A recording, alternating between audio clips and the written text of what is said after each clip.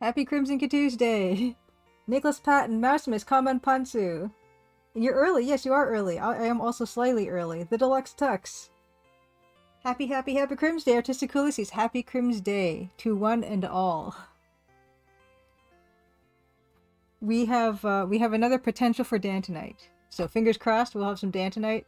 If we don't, then no worries. We have plenty of pixel art to do, and I have picked a spooktacular Let's Play to get started with. I might actually talk about it today because I've kind of already prepped it, so maybe I'll do that too. But yeah, we're gonna get started just with a few little things here and there. Happy Crimson Tuesday. Next week will be my Halloween stream, which I'm excited about. I don't have anything prepped really, except we'll probably, stream whatever spooky game I've picked. And, I don't know, other stuff, maybe. Go on some Happy Crimson Tuesday. And Foggage Green, yes, it is that Tuesday time of week. It is indeed. Let's see what I have here. I have a few things. I discovered a really cool site today, so I'm going to show you guys that. But first, I wanted to mention... No, Common Ponzu, I read that it's pretty spooky, this game. But it's like 1993 low-res EGA spooky, which I find really spooky, but it's definitely a few times removed from actual realistic gory spookiness. But yeah, it's by a solo game dev from back in the day, which I've always been excited about. But yeah, we'll probably talk about that. Why not? I've made my notes. We'll talk about that too. Rekimaru777, good evening. Yes, good evening where I am, and everyone else's mileages may vary on that one. But yeah, why don't we? Yeah, I'm gonna get started with saying I did my October Gazette. I'll do that, and then I'll do introduction after, because I like to do things backwards that way, and then we'll do developers update and other stuff. Oh, Common Ponzo, this game has PC speaker spooky sounds, which are very spooky. But yeah, let's get into this. Yeah, I wanted to quickly preview my October 2023. I do these like 15th or 16th, 17th of every month. This is issue 61, I believe. Live text to speech. Pseudo, please. Happy Crimson Tuesday. It's actually not bad. Sometimes it says I swear and I don't swear, which I don't know what's going on with that, but it does a pretty good job considering. I'm pretty pleased with it. Oh, Deluxe Talks wants to plug Degout Fabrics' new game, Salt Sea Chronicles. It's absolutely gorgeous. Fantastic. Yes, and thanks for the link. Always on the lookout for new games to try. Aline B, Happy Crimson Tuesday from crappy Edmonton. Oh, I'm so sorry. How cold is it in Edmonton? I'm sure you guys have had your first snow by now. And I've mentioned before on stream that Edmonton is probably the furthest north in Canada that I've ever been. Let's get into the Crimson... Oh no, wait, wrong thing. Let's get into the Crimson Gazette stuff. I just want to give a quick preview. I also want to encourage you guys to subscribe to the Crimson Gazette, which is, my monthly thing, my monthly update dev blog thingy, because especially if you're not a fan of social media or you're trying to wean yourself from social media, having a fun little e-newsletter in your email box can be a good thing. Can be a good thing. Oh wow, no, okay, 16 degrees. Unfortunately, no snow to make it pretty. Okay, 16 is very good, actually. And what's the coolest thing to do in Edmonton? The Deluxe Talks wants to know. Oh, Aline B says, I don't live in Edmonton, just passing through and never coming back. Oh my goodness, that sounds like a story. Okay, let's go through some of this month's Gazette. I like to kick it off with some fall colors. I always try to do like a seasonal photos or whatnot. And yeah, there's some beautiful seasonal colors up by me.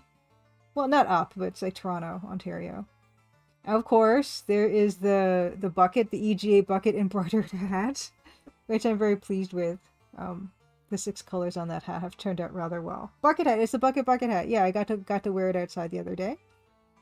Also, yeah, just another photograph of some swans flying by. This is a beautiful part of the shore of Lake Ontario here. Yes, I'm very fortunate to be situated this close to the shores and try to make it out to the shore whenever I can. And those are actually 5 swans flying across the screen there. They're all like tagged and stuff. Okay, 16 Celsius. Okay, what's for what to do? There's a nice conservatory and checks notes. Canada's largest mall, the West Edmonton Mall. Indeed. Patoing, hello. It's Happy Crimson Tuesday. I'm going to be showing Patoing. I've started a new cross stitch. I'll be showing the beginnings of that. I also do developers update, which I will do. I'll wait until Eating With gets here, but you guys pretty much know if you've been here. Speaking of Goman-sama, this is Goman-sama's wonderful piece that he made. Be right back. Okay, cool. For just a mashup, a wonderful mashup of this screen from Alter Destiny, which we actually just finished playing last week, and Nancy Maple in her little Nancy Maple costume, which I'm just in love with. Yeah, oh, Goman-sama, it is an honor to be featured in the Crimson Gazette. Thank you. I'm so glad you feel that way. Of course, I did include links to your site, on your Mastodon socials, and your coffee account. All that good stuff. Deluxe Text, I went all the way to Edmonton. All I got was this crappy blacklight poster from Spencer's Gifts. Alberta actually has a very particular and quite rare type of like fossilized fossilized fossil. They're called ammonites, and they can come in all kinds of beautiful iridescent colors. That's one thing I can say that's a positive in Alberta. Also, yeah, whenever I have some cool link to share, like this one, this is a minor mention in Rock Paper Shotgun, which was amazing. And this is Alice O'Connor writes something called the Screenshot Saturday Mondays, where she takes a look at the Screenshot Saturday tag and picks a few to put in Rock Paper Shotgun on Mondays, and there's a link to that as well. Fun stuff. Also this, yeah, Spooktacular Horror Month has started because it is October with the level 0 NPCs. I've started to is it just 0? What am I doing with that? 0? Did I just do 0? No, whoops, that doesn't do anything. 0? Yes. Yeah, I started doing collaborative Let's Plays with the level 0 NPCs. I've been fans of them for a really long time. They stream all kinds of adventure games. We just finished Krull Timber, which was not an adventure game. We actually watched the movie Krull together and then also discussed its various games. There was an Atari game and an arcade game. But Horror Month is here, and we're picking up where they left off last year with Phantasmagoria, and we've already played a few episodes through of that. I've actually never played Phantasmagoria myself. Oh yes, also there's an amazing dinosaur museum in Alberta. Yes, there is, in the early 2000s. Common Punch, absolutely right. Absolutely right. Yes, it is. Oh, 0! 0 exclamation point is 1, but not sure why I remember. It's a factorial? I don't know. I don't know math anymore. But yeah, so please do consider following them. Yeah, Matt has done wonderful art of all of us, and I got to be a witchy witch here. Oh, Eileen B says, we're on a cross-Canada train journey. From Vancouver to Halifax, I made the mistake of stopping a night in Edmonton. Highly recommend spending a night in Jasper instead. Jasper is beautiful. Jasper is beautiful. That was my own thought. I added to that. But going back, okay, cool. Yeah, I'll be showing the cross-stitch after I get through just a quick review of the Gazette here. Ooh, Common Punch. I just watched someone play Harvester. It has inspired me. I want to make something similar. I've never played Harvester either, but yeah, I have been watching. Adventure Game Geek does this amazing. He's been doing this amazing Harvester Let's Play over a number of years with number one Harvester fan, Arno. And those are wonderful. If you check out Adventure Game Geek's channels and you can find the Harvester Let's Plays, they're amazing. Because Arno knows so much about Harvester. And he's actually talked to people who were in Harvester. And he's got a Harvester tattoo. Arrow Hydra, happy Crimson Tuesday to you. Welcome. Arrow Hydra says, Harvester is very not safe for life, but very well done. Yes, very much agree with both of those counts. Absolutely. Another game which involves washing the character's hands. Eating With. Oh, Eating With, you're here. I'll do developer update really quick. Developer update is, yeah, chapter 7. First draft of the writing is complete, and I'm testing the writing right now. Yes, NSFL is not safe for life, I believe. I have an astounding number of flags that I'm keeping track of in terms of what the player has done or seen or found out. And that kind of all comes home to roost in the ending chapter, which is chapter 7. And yeah, there's a lot of different kind of ways the dialogue can go in terms of little details and sentences and things that I wanted to make sure would give the player a different result. But yeah, I've started to test that. That's going really well. After that is all done, I believe I'm going to get into assets, which is kind of the final big step for Chapter 7, which is probably the biggest step. And then it'll be all done. I'll be finished. What the heck? But that's gonna be a while still, of course. We still have plenty of introductory sequence art to go for the game. But just knowing that, yeah, I can see the light at the end of that tunnel. It's coming. And I can't imagine that it's gotten to this point. I'm really excited. Yes, thank you, Eataway. Of course. I always try to save the developer update until you get here. Artistic Coolsy says the YouTuber Manjular did an interesting video talking about Harvester. Oh, you know what? I know Adventure Game Geek isn't here and it hasn't been around for a few times, but I did eventually make a Nightbot shortcut for Adventure Game Geek. Check out Adventure Game Geek's channel on YouTube.com and definitely check out his Harvester videos with Arno. They're classics. Absolute classics. Thank you, Artistic Coolsy, for congratulating me on almost finishing. Oh, gosh. Ooh. Pixel Photo, fantastic. Your Pixel Photo is in the second Dark Side Detective because you backed it. That's amazing. I love that as a backer perk. Yeah. There's, there's not a spreadsheet. It's just like a list, and I've got like different scenarios. So there's a best case scenario where everything's all switched on, and then they all default to off. So the worst is almost everything is off. Yeah, I'm not as organized, but maybe next time. Oh, nice! A comment punch. So you posted your game on AGS site from Itch recently. Gave you a nice bump in analyticals. You can post it here. Absolutely post it here. And this is just the links to all the VODs since last Gazette, art streams, and Let's Plays. I'm so happy to see this list of my Let's Play finishers. I finished, Personal Nightmare, Last Half of Darkness. Those are perfect spooky games. Unfortunately, I played them in Well, actually, I might have started... I feel like I started one of these games during last October, potentially.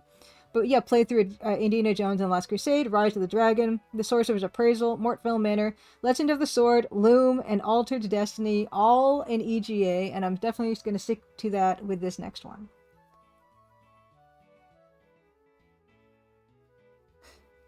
Yes, Loom is on here. I loved Loom. Loom is absolutely fantastic. Yes, exactly. Happy Path, Not So Happy Path. Cormorants have taken over Crimson Path. Yeah, there's a few things. And yeah, speaking of, this is the completed Legend of the Sword cross-stitch, which, yeah, I completed a little while ago. Then I took a bit of a break, and I'll be showing you guys the product of the cross-stitch break, because I kept on doing crafts, but just not cross-stitching, and now I've come back to it after a few weeks. But I did post this on social media as well. My EGA attempt...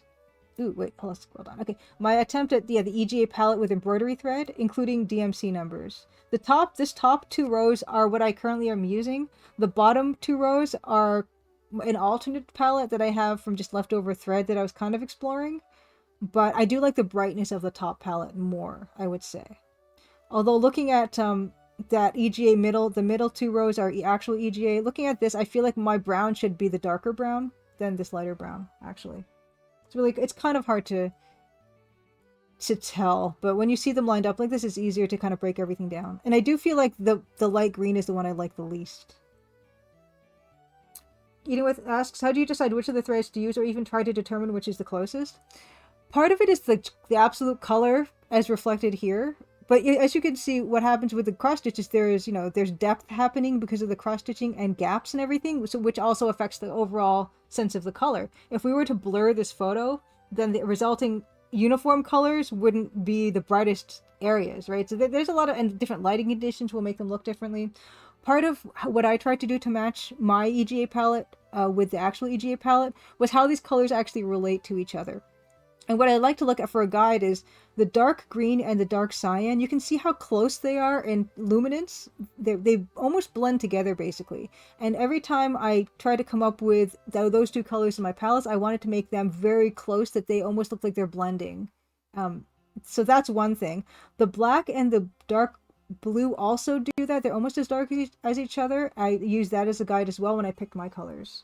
Yes, apply exactly Gaussian blur. Exactly. Slot Studio, good evening. Good evening, Crimsonites. Yes, good. I was trying to coin Crimsonites for people who like the Crimson Diamond. stuff. Anna, happy Crimson Good Tuesday. Anna, I've just been catching up on Classic Gamers Guild podcasts, and you guys just did one about, oh, I gotta fix that link. But anyway, yeah, check out the Classic Gamers Guild podcast. They do a wonderful, it's co-hosted by Paul Corman and Anna Vigu. And I think your latest one was on King's Quest, I believe. And then I'm actually listening to one on Hidden Gems, and you guys do mention Altar to Destiny, speaking of. So thank you. Please keep up the good work. Yes. Oh, and Deluxe, I've never heard of the Crimson Diamond. Only there were a trailer somewhere I could check. Okay, we're going to get to the trailer after we're almost finished going through the Gazette. Every month's Gazette, I will show a mineral trivia section, which this time it was azurite. You guys, of course, if you've been to the live streams, you've seen me do a bunch of these. I'll pick one and put it in the monthly Gazette. Yes. You're on your way home and in the next day from going to the Portland Retro Gaming Expo. Oh, that's excellent, Anna. Fantastic. Did you make any interesting acquisitions? Yeah, this brown, Patoing says, the brown makes me think about how it was made that color with the hardware fixed and monitors during CGA times. The brown is, when I see it on its own, it's very tricky. But when I see it in context of other colors, then it's easier for me to say, yeah, I think mine should be darker. And it is golden. It is like a dark yellow. And what else do we have? Yeah, I think that's it. Yeah, and then of course it just scrolls right into September and et cetera, et cetera. But yeah. Yes, I'm going to drop that subscription link again. You can get this direct to your email box. You won't have to interact with social media whatsoever to get all the news from Crimson Gazette world. All right. Let's do the trailer. I guess I'll introduce myself. This is a good time as any to do that. Happy Crimson Good Tuesday. I'm Julia Minamata. I'm making the Crimson Diamond, which is, a cozy mystery graphic adventure game set in Ontario in the early 1900s, and it's got a kind of a retro look with this particular color palette that I've been using.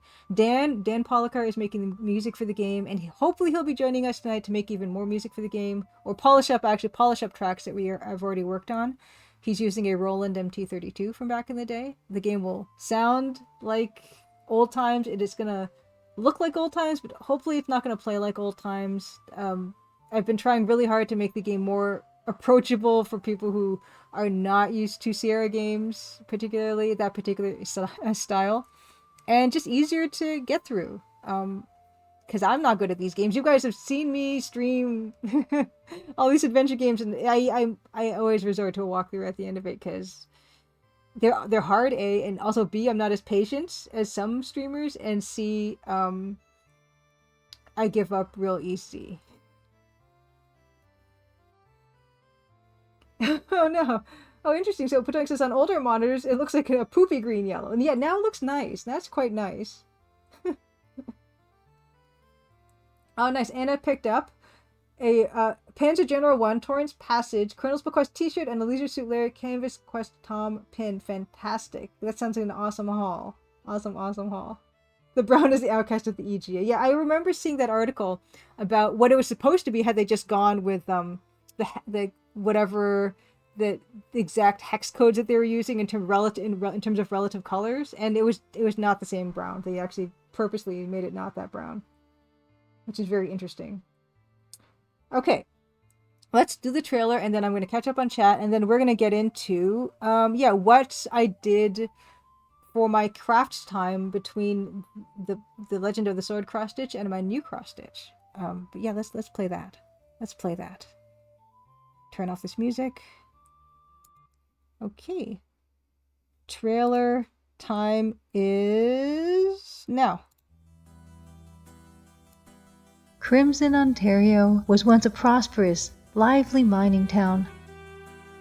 But that was a long time ago. Now it's quiet, nearly deserted, and some folks aim to keep it that way. Nancy Maple is an aspiring mineralogist assigned to follow the trail of a dazzling diamond. An intriguing cast of characters has converged under one roof, each meaning to get their own way. Or else. Will Nancy untangle the mysteries and machinations before it's too late? Will the sleepy town of Crimson shine once more? Find out in The Crimson Diamond, an upcoming adventure game by Julia Minamata. The Crimson Diamond demo is available on Steam and itch.io for Windows PC and Mac OS. Okay. And you know what, that kind of reminds me. I'm going to put down the EGA game developers. Speaking of EGA, yeah, there are links for modern text parser EGA adventure game developers. We have right now we have Slat Studio, who's making Betrayed Alliance 1 and 2. We have Mousimus, who has remade Enclosure in a 3D with a 3D effect and is making an original game right now, Escape from Castle Matsumoto. Slat Studio you can find at rjslattery, slattery.com/betrayed-alliance. Mousimus, you can find Mousimus on itch.io, Mausimus. Deivor is making Fortune and Glory, which is at twitter.com, thedeivor, TheDeivore. Kinney Games is making Signal and Echo, Iris is Missing, at kinneygames.com, KINIgames.com. Cosmic Void is making, right now he's making Twilight Oracle, which is not EGA, but has made 3 Tachyon Dreams games that are for free on Cosmic Void itch.io page. I think... Oh, Phil Foche is making has made 4 Snail Track games. You can find those on Steam. Okay. Pascal LaRue, by the way, happy Crimson Tuesday. Oh, Pascal Brosif. Sorry. I've had some. It depends. It depends on the game. Mortville Manor, I had more patience than I was expecting, to be honest with you. Grindislav, happy Crimson Tuesday, fantastic. Crimson Tuesday is Crimson Wednesday toying. But we can put the K on front of everything, So happy Crimson Wednesday. Actually, Wednesday sounds quite nice, I feel.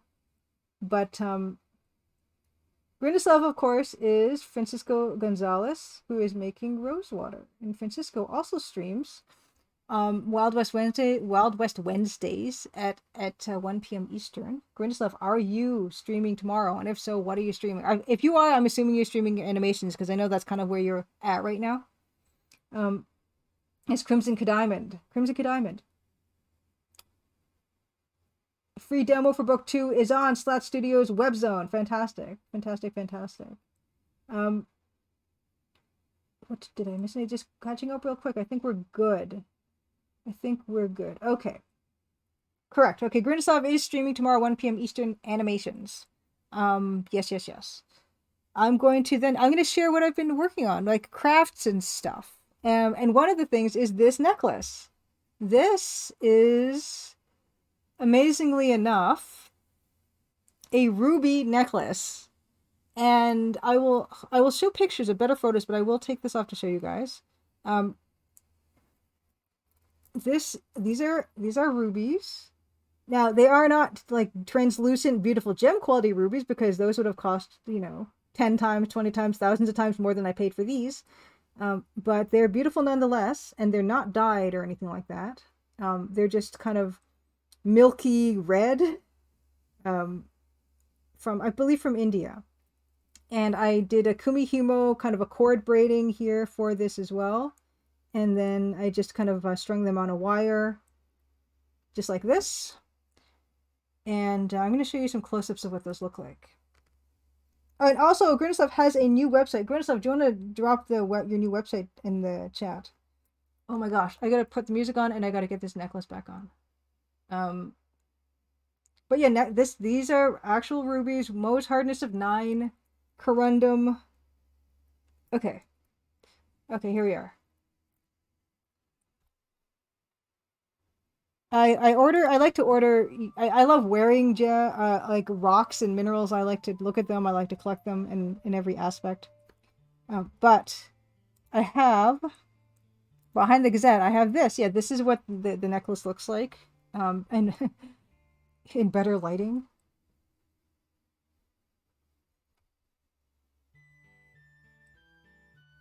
I played Cosmic Void's A Corruption Within a few weeks ago, and I really enjoyed it. I thought it was great. Okay, yeah, oh, Anna says, James' uncle used to get raw rubies out of the local rivers in southeastern BC. Jars of, oh my gosh, way back in the day, that's amazing. That's amazing. Oh my gosh, I had no idea we had rubies in BC. Fantastic, and I'd love to see photos. Patong says, "Oh, you says I think these look nicer than super red shiny ones, more autumnal and rustic. I do love them. I love the color. Here are some better images of them. Yes, and Grundislav's at Grundislav.games now. The old one is defunct. But here is with the help of my loop that I have, which is yeah, I keep mentioning this loop that looks a lot like the one Nancy Maple starts with in the demo.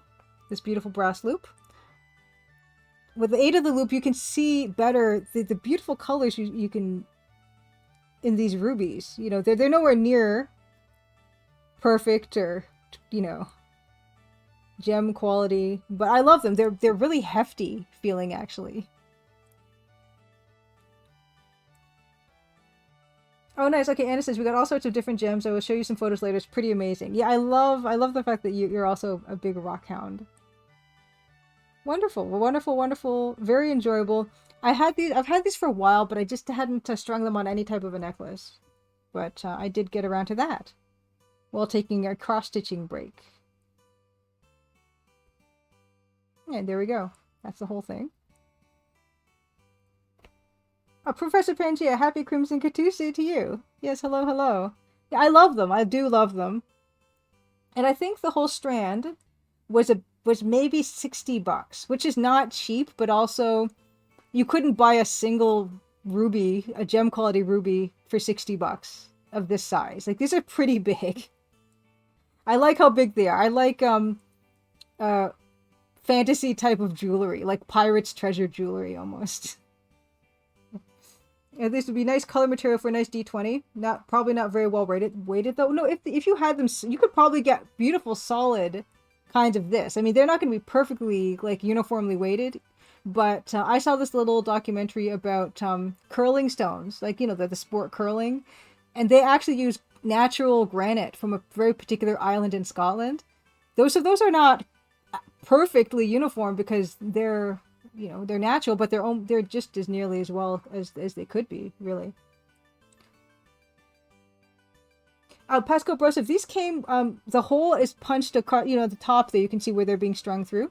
The hole is there, they come pre-punched. Like, I didn't have to do anything to these. They were actually sold as beads.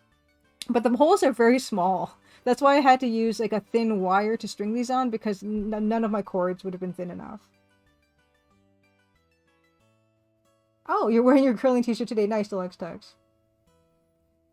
But yeah, I'm gonna, from there, I did want to show this. This is something I learned about just today, which I thought was amazing. Now, speaking of, this is genius. I follow this this YouTube channel where they show all these like gems and minerals and everything, and they were doing this interview. Oh no, that's not what I wanted. They were doing this interview with this company, Turtle's Hoard, and look at this. So we have Star Wars laser ruby rod segments, Cold War ruby. Speaking of rubies, and they don't just have rubies, they have garnets, they have sapphires, they have all kinds of things. Because what people don't often know is a lot of like laboratory made gems, like rubies, were not made initially for jewelry. They were made for industrial uses, like lasers. And in particular, let's take a look at this one. These are rubies. They look really weird because they're lab made, but these are pure rubies as any you'll ever get. And you can buy, yeah, like you can buy sticks of them. You can see it says these are rod segments of Star Wars. This is from the Strategic Defense Initiative laser rubies from the 80s. So these were, so all kinds of money went into making rubies that were going to be for these industrial uses. And either they became used up and they couldn't use them anymore, or they didn't meet the exact purity standards that they needed to meet, or they cracked, or they shattered, or some other reason they were unusable, or they were already used, and these things would have gone to waste. These are, I mean, I think Anna, you particularly, you could appreciate this because it's a lot like the end cuts of wood that you repurpose for like coasters and for cutting boards and things like that. These can actually be cut as gems because they, after all, are very wonderfully pure gemstones. They can be gemstones. Yeah, this is a laser ruby, it says here. While the material of this color would be called pink sapphire in a gemological context, in laser science, all corundum, of which rubies and sapphires are, this one is doped with chromium to give it the red color is considered a ruby. And so what this does is it emits a beam of coherent light out of the end. In fact, the very first laser was built with a ruby. As you would expect, this requires a very high standard of chemical purity and structural perfection. When energizing a crystal, imperfections tend to heat up and explode. Very, very vital that these are very high purity. It says here, back in the 80s, the US government spun up the SDI Strategic Defense Initiative Program, idea being to create powerful defenses against nuclear weapons using whatever wacky sci-fi ideas people could come up with. Because of this, the media often called it the Star Wars program. One idea was to make powerful lasers that would shoot missiles right out of the sky en route, and because of that, they grew a lot of laser rubies and stockpiled it for future use. When the SDI was finally wound down, and there was a lot of this stuff lying around, which was surplused off and often made it into the hands of facetors. So that's this idea. So this material cuts super bright neon pink stones with a ton of scintillation, super bright fluorescence, which gives them extra pop. They're great for any lover of science, fluorescence, or the color pink.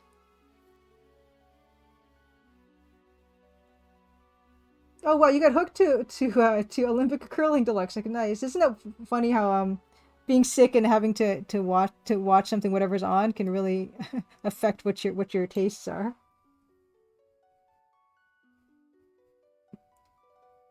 You just watched curling on NBC. Deluxe text. I only accept gems that had been baptized by fish gods. This is one of the many different things here. But yeah, I mean, you go in here. Let's look at other stuff. So they've got other types of things, rough crystals. They got this F-35 fighter jet window sapphire rough chunks, $21. Yeah, you might not know this, but fighter jets, F-35 fighter jets, had lab-created sapphire windows, sensor windows, and these ones did not meet spec. They had cracks and bubbles, and maybe a light pink coloration. And so, yeah, you could get a hold of these. You can recut them yourself. It's a really cool material. You think of like, I guess they do like on premium watches. Do they do like a sapphire kind of face or something? Anyway, that's another example of something that just it's scrap, but there's a lot of value there. Oh, your 6 last studio 1 week ended up learning a bunch of sleight of hand tricks. Wow. I've never done anything productive while I was sick. Nice, Deluxe Talks. Rough and Tumble would be an incredible name for an online mineral store. Agreed.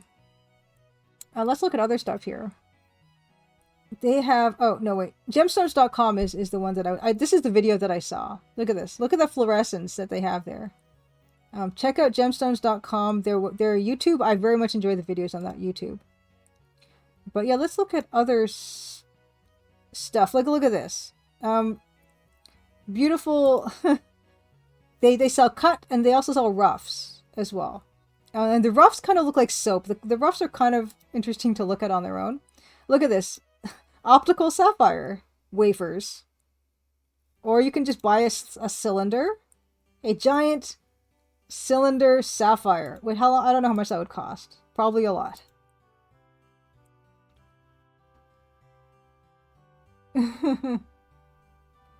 Beta Human, happy Crimson Tuesday, by the way. Yes, illegitimate non-corundum. Yeah, these are, what are these? Cores and wafers of colorless optical sapphire grown by Rubicon, one of the top US growers of sapphire, purchased from a factory closing auction. These are a mixture of rejected material, likely for surface chips or maybe minor optical misalignments, and cores wafers that just didn't get used before the factory closed. These were grown for use in high-end optics and as a substrate to grow bespoke computer chips on. These can of course be faceted into gems are just extremely cool. I wholeheartedly agree to how cool these are. I love this idea of taking something that would have gone in a bin and repurposing them. Look at these. These are sapphires. You know, I'm sure for 9.2 grams of sapphires, that's a steal. I'm guessing. I don't know. And it's interesting because they do have a little bit of story behind all of these. And yet, this is kind of amazing. Lumo garnet. They look like, this is the stuff that kind of looks like soap. But they can be cut into beautiful gems as well. Lab created Lueg, Lutetium aluminum garnet face roughs. And I believe these were made initially, some of them were made for like x-rays and stuff.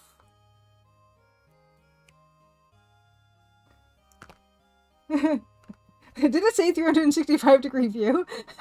That's great. Oh no. Anyway, I wanted to show this. I just thought it was amazing. Really a brilliant idea. Look at those space laser garnets. Oh my goodness. Look at that. Holy cow. Yttrium aluminum garnet. Yeah, garnet face rough. Okay. And you can get cut stones as well. Oh my goodness. I can't get enough of this stuff, to be honest with you. But we should move on. Look at that. $31 for that. Look at these purple sapphires that look like blocks of soap. Yes, Professor Pingy, I want to eat the forbidden glowing soap. I know. How good is this? This is so good. You're okay with seeing more of these. You can check this out. So this is at Turtles Hoard, turtleshorde.com, I believe. They have an Etsy store where they sell jewelry and stuff, but then they started to recently get into this idea of buying, you know, these offcuts, these weird offcuts from, yeah, like fighter jet materials and x-ray machines and laser parts. I am amazed by them.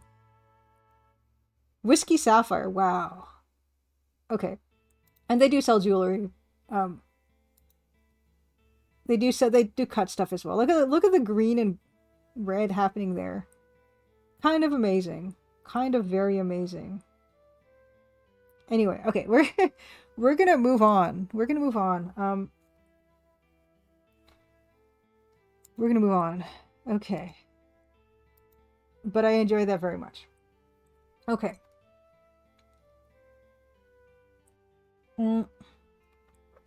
Let's see what time it is. I'm going to check my messages to see if Dan has anything, if Dan is coming or not. Still nothing from Dan yet, so possibly still we'll have a Dan.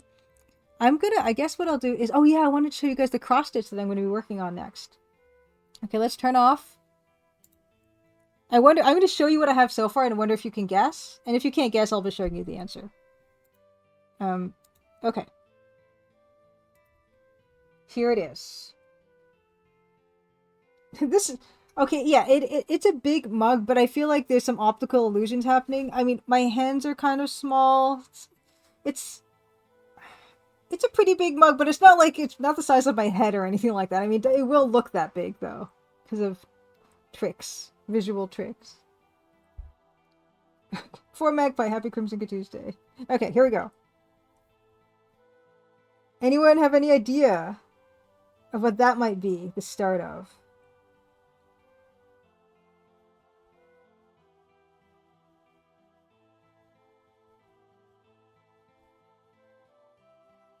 And the reason I was doing this very selective vertical slice, so I wanted to make sure that it would fit this area with minimal work.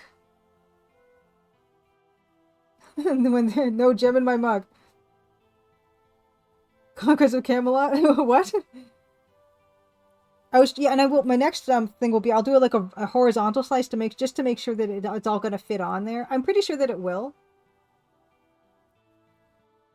But it's actually an image that we've looked at together fairly recently. A rubber chicken. It's not a rubber chicken. But not a bad guess. And this is not Monkey Island.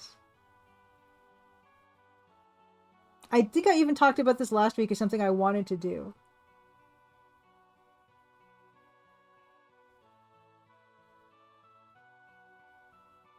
Teen Agent? No, Common Pension. Not Teen Agent.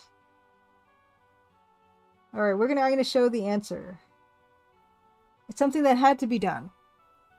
And I need to I need to start Teenaging. Teenaging is free on GRG, I believe. Pseudo, please. It's content. Yeah, I will show you what it is. Hold on. You're not being shown yet. I'm gonna like zoom it in. There. Oh, I put on. You're right. I should do a cross stitch of the bucket, but that is a whole heck of a lot of work. I am. Yeah, it's actually I gotta turn my chroma key back on. It is the Rise of the Dragon, our favorite guy, our favorite little guy. I'm doing the slice in the middle of his there's a bit of his mane happening here. That second part of his mane, I believe. Vertical slice all the way down to the brown. There. Yeah. I gotta actually hold on. I gotta turn on my chroma key back. Give me a second. But yeah, there it is. That's going to be a Rise of the Dragon. I had to do him. He's like my favorite. He's my absolute favorite. Okay. So stay tuned for that. But, oh no, what? Don't turn on. No, I don't want Steam right now. No, stop it. Okay. Okay, back to this. Now we have, we were working on our little dragon last week. We're going to work on it a little bit tonight. And then I'm going to take a bit of a small break to talk about what I'll be Let's Playing next. I don't know if we'll be starting it tonight. If Dan does come, we won't be, but I do want to talk about it because I'm very excited about it. What about a dragon with a pulley in the middle? That's why I said that was a pretty good guess. You saw Pyroturret and for some reason thought Guybrush had red hair. Yeah, it's that weird EGA brown. It's the weird EGA brown. Here it is. Here's our special little guy. And there's our dragon. He's got his own folder. I'm going to put this here. Put this there. Okay, great. Great. Am I going to spend way too much time on this dragon? Yes. Yes, I am. And I'm probably going to have to, like, make him less detailed after I make him very detailed, because then he'll be commanding way too much attention. Common Panzu asks, do you know any current or recently released AGS games that use live-action characters? That's a very good question, and I throw that out to anyone in chat if they know if there are any AGS games that do use live-action characters. I can't think of any off the top of my head, but I'm not a font of knowledge like a lot of people are in chat. I know very little. Mudlarks, the Deluxe Tux says. See, there you go. Very good. Or by Cloak and Dagger Games. Nice. Okay, let's see here. I still think, at a glance, I do feel like the dragon's head still needs to be lower. I think it needs to be lower. Looking at where... Yeah, it does need to be lower, so let's start with that. It's free, but good. Nice. I'm definitely trying to play more things. And not even just on stream, but all over the place. Yeah, oh yeah, I said I was going to tell you guys about the game I'll be Let's Playing next. So let's see, it's 8:42 now, so let's say 8:45. Let's say, yeah, 9:15, because Dan may come on at 9:30. At 9:15, I will tell you guys about the game. And I'll just, yeah, I'll show you what that looks like. Oh, there it goes. And I think the head should be further in too, because looking at where the end of his paw is, in fact, the paw kind of comes back in there. We can kind of see, not really. You can kind of see there's more paw there, and then the head does come in more. It must be, yes, I've already spent way too much time on this.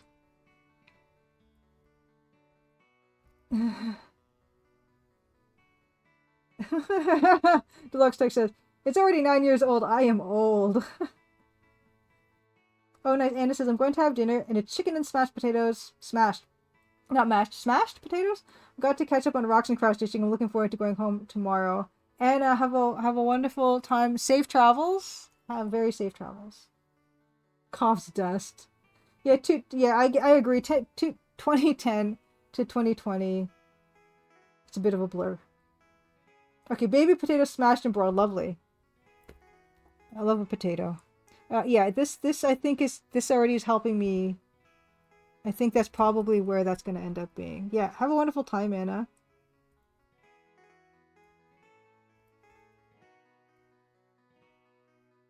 Potatoes. Mudlarks is brilliant. One of the best name your own prices game I can think of. Deluxe Texas. So thank you very much for the recommendation. This is like so, and then actually this goes up higher. Like so. I'm also trying to incrementally improve the video quality on the streams and on the videos. I changed the encoder I'm using, so hopefully you guys are not seeing any weird chugging, or the whole stream won't die at any point. We'll see.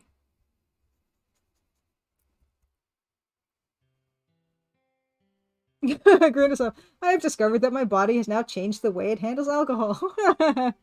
Maybe it's just the way it handles pumpkin beer. Maybe you're good with everything else. More experimentation is required, Grindislav. And Deluxe Text is awesome when you kick them $25 or so. Yeah, honestly, whenever I get anything off of Itch.io and it's like a name your own price or it's free, I always try to give a few bucks at least. My reasoning being is if everyone kind of did that, then, you know, it would be awesome for the developers. So I really try to do that. Bill Kuhn, happy Crimson Tuesday. Yes, Deluxe Text. Okay, good stream looks good, and I am still using cute Star Wars mic. Yeah, this I will actually. Let's I'll do a quick show of that. But anyone who's missed it, I got one of those. A a blue snowball ice from Logitech, and Grindislav has the same one, I believe. It's so cute. It's so cute. I think he's fantastic. He's adorable. The Star Wars droid mic. Yes. Okay. There he is. I'm so happy with it. Oh my gosh. Okay. Because actually, yeah, one of the reasons kind of that I did upgrade is because, yeah, when I record with the level 0 NPCs, Luke was having to do some, you know, amount of post-processing to get rid of all the badness on the old mic, and I was never really that happy with the quality of the sound, and it seems like he doesn't have to do much with it anymore with the file I give him, so it saves everybody a lot of like time and energy. Snowy P, happy Crimson Tuesday. Oh, Grindislav says, used to be if I drank a few drinks, I'd get drunk and not have a hangover the next day. Now I never get drunk and I have a hangover no matter how much or how little I drink. Ah. See, this is the, I've like, yeah, I mean, I have never experienced that. So I couldn't tell you how my body has changed in terms of handling alcohol, because it never could.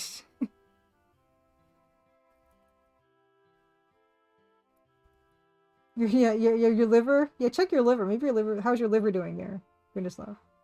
Yes, welcome to old, Beta Human says. Dr. Droid Mike. Aline B, the new mic was like $60, I think. I might have paid 70 for it. The white one was $60, but I wanted the black one because sometimes it edges into my frame and I wanted to make sure it wasn't going to be glaringly obvious when it does. So I got the black one. But I mean, if you probably can wait for a sale or something, probably get it for like 60 or 65 maybe. Yeah. Deluxe Text, I'm hungover if I don't drink but stay up past 11 p.m. Second Cow, happy Crimson Tuesday. Second Cow, I wanted to say I don't have your gifts and stuff in this month's Gazette. It's gonna happen in next month's Gazette.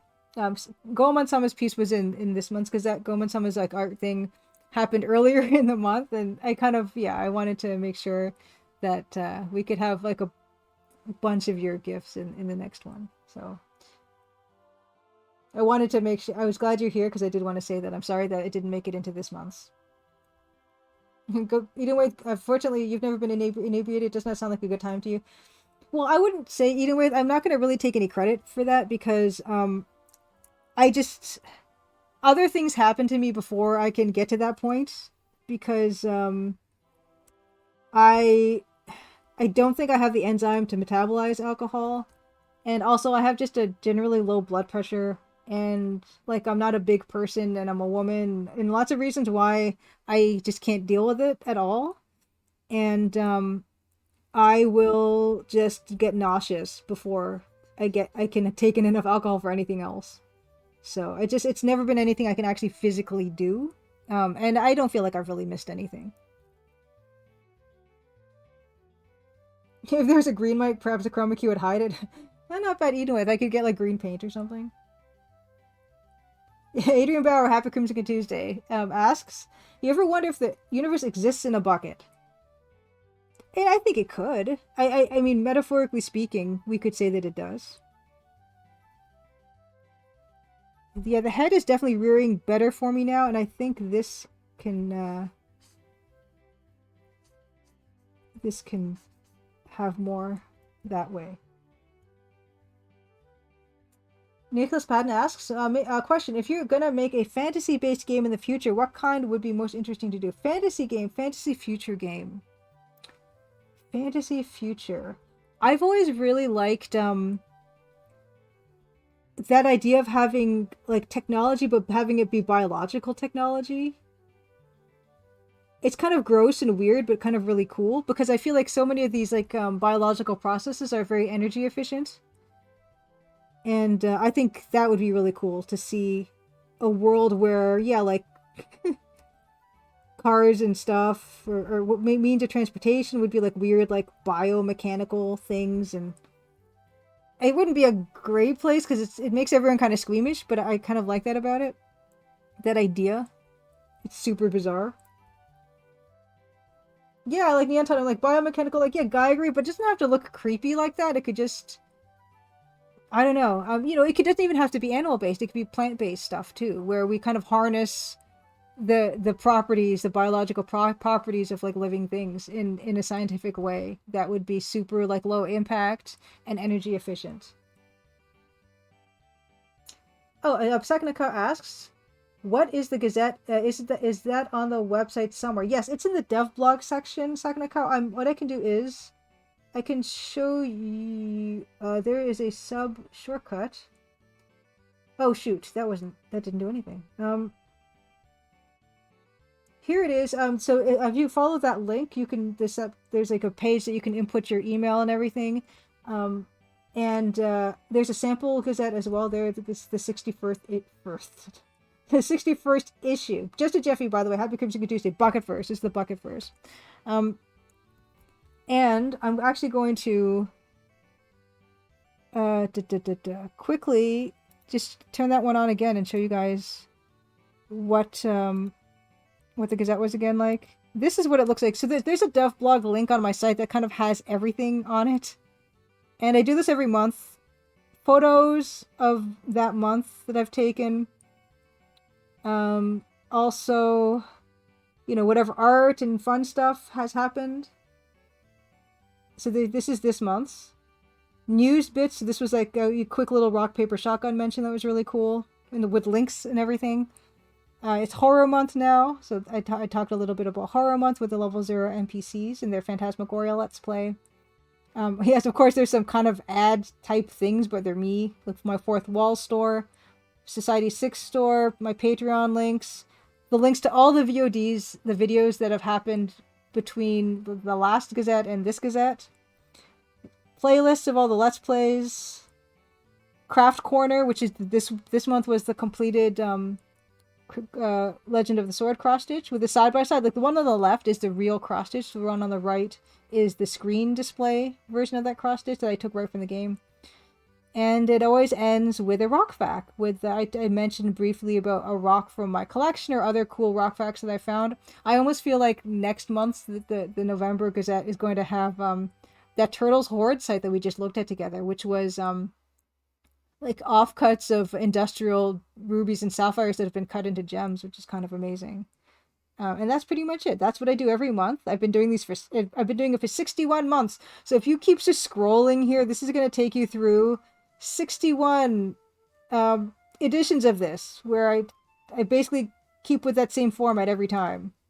and it takes forever to load, and I'm so sorry. Oh, here's Dan. Speak of the devil, there's Dan, there's Sean, Paul, and there's me. Yeah, and that's the one I went and visited. That's Carl Dupré Richer in The Mask. Yeah, it's just a good way to keep. Oh, there's Robot Spacers, Nancy Garfield, Garf for his birthday stream, and oh yeah, this is also this is Ted Bob made this wonderful Nancy Maple art as well. Yeah, it's just a fun thing I put together, with a bunch of stuff that happens to come up in the month, stuff like that. So yes, I definitely recommend people to subscribe to that. But if you don't, of course, I share this out every time I do a Gazette. I'll share this out on, all the social medias that I'm on. So you won't miss it if you don't, but it's just a nice way to not have to be on social media and get it. So, all right. Oh, well, hold on. Before let's all appreciate the bucket. Let's just take a moment to do that. Oh, there she is. All right. Yes, and Sakanako, next month. I actually got the folder for November 2023 Gazette. Is oh, Bilkun, thank you so much for the sub. Fantastic. Thank you. Yeah, you'll be in the November Gazette with the awesome gifts that you did.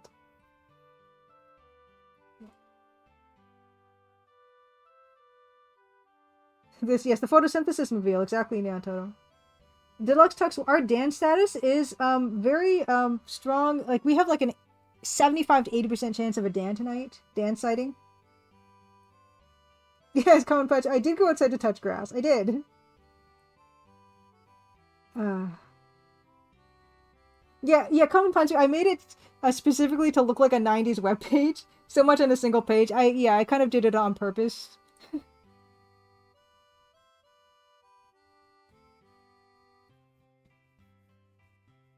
Oh, cool. Oh, there's a YouTube without ads check freetubeapp.io. Fantastic. Aha. Okay. Moving back to I'm really feeling better about this little guy. Although I feel like the relative position of his other paw should be higher. Exactly. This page under construction, flame bar, green guy wagging his tongue, spinny thing. Yeah. That under construction EGA sign, or that guy digging, right? That guy digging.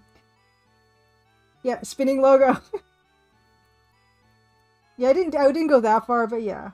And MIDI music. I should, you know what? I should just put this MIDI music on my site. I should just do it. I have not done that. I should, though. But just a nice, easy to scroll through type of a thing.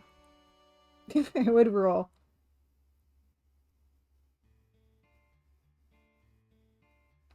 Bill Kuhn says, I thought of two questions for the Colonel's Bequest, one for development and one for story. Development one first. Why does the Colonel's Bequest have points chime when not all points giving actions actually give that chime? I wonder, Bill Kuhn, if it's just a matter of they missed certain ones and if it wasn't purposeful. I also kind of wonder if they didn't want to maybe give audio cues sometimes if something was the right thing to do, because maybe they felt like it was too much leading on. Because I did kind of... I'm still trying to decide if I'm going to have my points showing in my game or not. It's a weird issue. MIDI on websites, Bill Queen says, something I haven't seen or done since GeoCities. Ooh, gemstone-based Pokemon. This rock type, right? I haven't really been following Pokemon for a while. Oh yes, yeah. And 1996 official Space Jam website is still up. That's kind of great. I almost wonder if that's like a weird contractual obligation that they don't write that into contracts anymore. The site has to be maintained forevermore. Maybe specifically citing that as an example. We don't want to have another Space Jam on our hands. Diane C. Gem-based. Oh, second like how you even wrote some midis for your site. That's awesome. Let's see. I'm feeling good about his stance now, I feel. But the belly needs to be wider here. I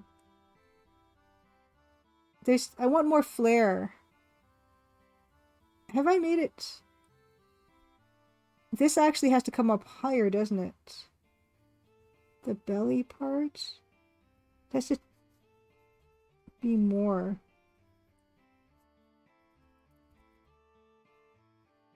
Ooh, pink diamonds. Saganaka wants to know, did they update the Space Jam website at all for Space Jam 2?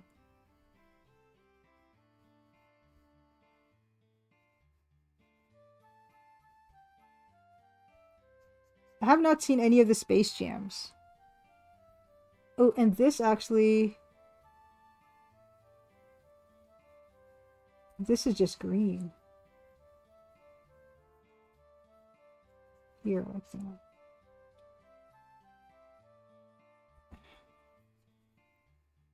Oh my gosh, the shape is all wrong now.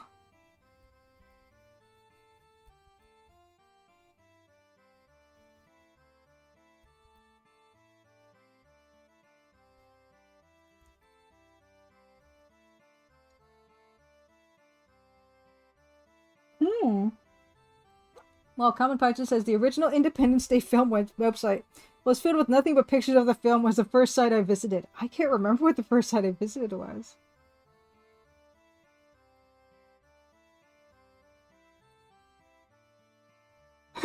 Second account.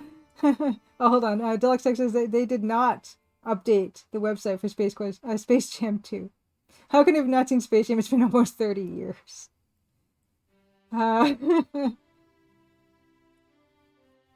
Vilken has a story question about Colonel's Bequest now. What is Henri Dijon's deceased younger brother's first name? If no one knows a canonical answer, say it should be Charles.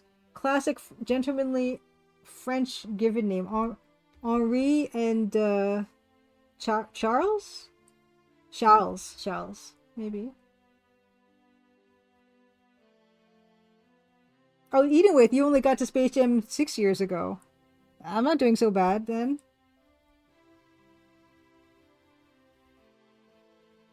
Achieving this exact arch is very important to me. Like way more than it should be. This has just become a dragon channel. We're only gonna just stream this dragon until it's absolutely perfect.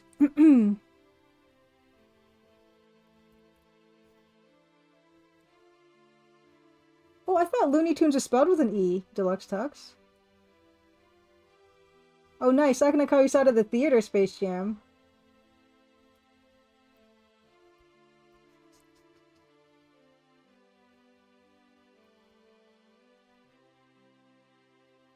And then this part is lower.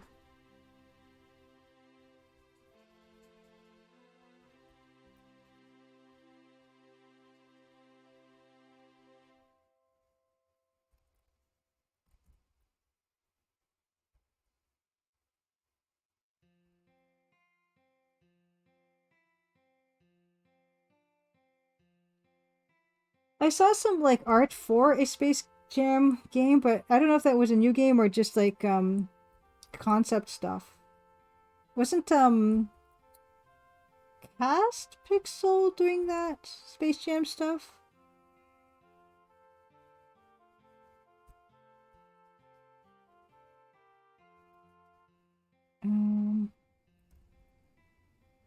Okay, I feel pretty not too bad about the way that is looking. And now let's go into these mysterious dragon lumps. Based on the second movie. Yeah, Patang says Cast Pixel worked on the Space Jam game a while ago. So it was an actual game, not just like like kind of like a demo type of a thing, like a demo for just art stuff. It's weird. I only ask because it would be weird for them to make a game at this point with Space Jam. Unless they're coming out with another Space Jam. Oh, it's a mobile game? Okay, gotcha. Good time. Davor, happy Crimson Caduce. Let us shout out Davor. Actually, I can just change my my shoe. My keyboard to that one over there. Shout out to Davor. Davor, of course, we mentioned Davor not too long ago as one of those EGA game developers making fortune and glory. Yeah, Davor, this is it's coming along. We're working now on the background items on this shelf.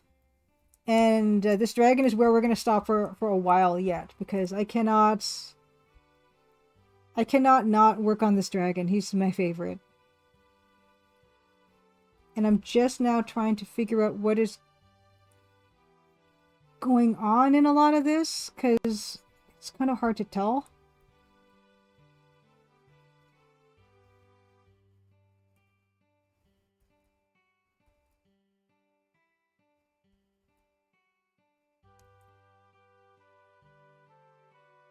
And belated StarCraft player. Oh, how, yeah.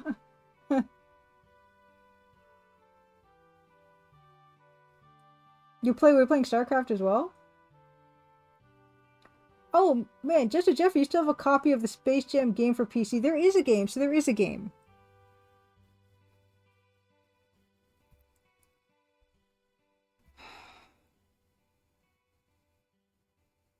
This lump needs to be bigger.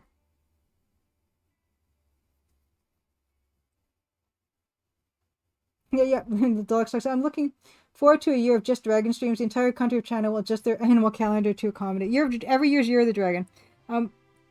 I wonder if this is actually based on an actual dragon figurine. Maybe I need to look for that so I can really get this right.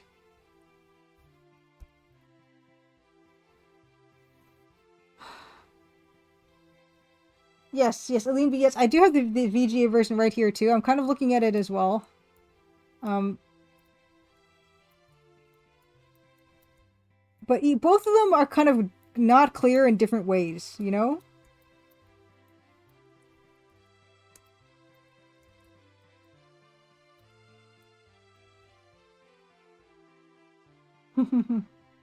I will not have an animated blink second on Kyle. He's already drawing too much focus. Oh, Stanford Dragon 3D model? Oh, okay, let me look that up. Let me look him up.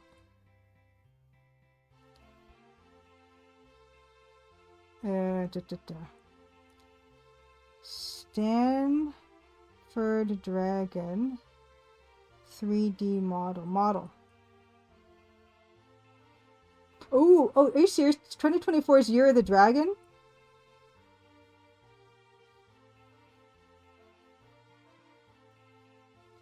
Somewhat. I feel like this one is rearing more. But it's like not a bad thing to see as a help, because I'm just stuck with these weird lumps. This is the year the bunny Bilkin says.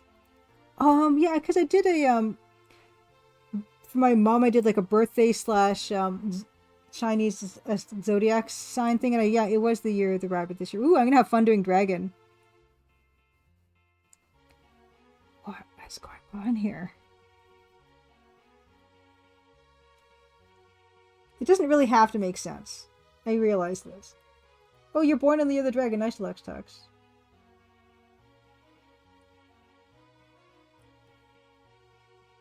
You're Dragon Day of War. No, not necessarily, because the Chinese New Year starts in February. So if you're born like before that, like early, like January or before the February thing turns, yeah, there you go. Yeah, exactly.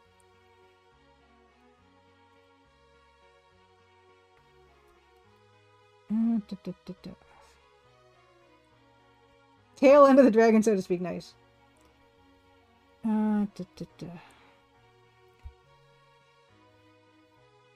And the void is actually quite large. It's much bigger than the one on the EGA, because the EGA one's got just a pile of these weird colored pixels.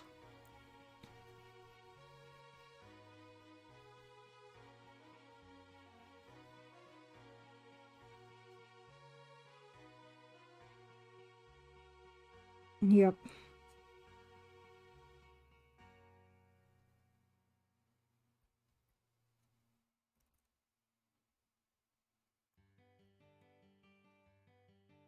Bilkin asks, does modern Chinese zodiacs use the Gregorian calendar? They no, the New Year starts like mid or end of February. I feel like. I don't know the exact date.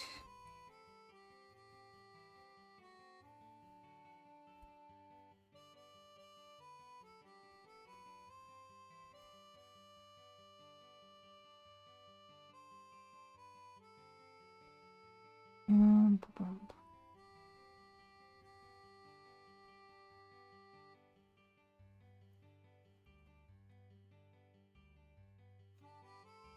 Deluxe text, I get dragon, but some poor chump gets rat. Those losers. Oh no, rats are awesome. Like rats are highly intelligent,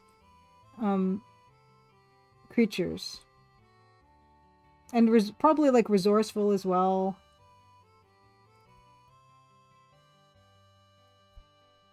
You're clearly superior. That's what a dragon would say, Deluxe text, wouldn't they?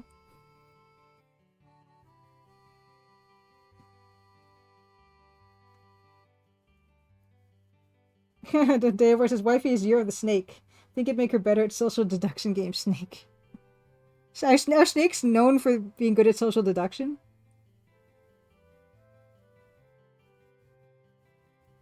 This... But the difference between the belly curve on the EGA one and the belly curve on this one is kind of troubling me. It's gonna have to be a happy medium between these two. Yeah, snake's a good apple salesman, thank you. Oh, I see. Okay, Western trope of snake meaning dirty trickster betrayer. Yeah, I don't know what the Chinese like behavioral trope of a snake is.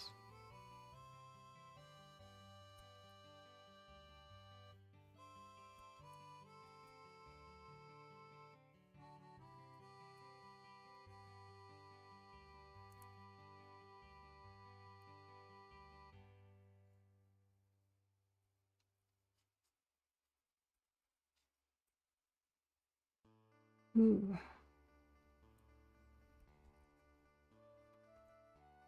Okay, this is not too bad. Let's see, how do we do?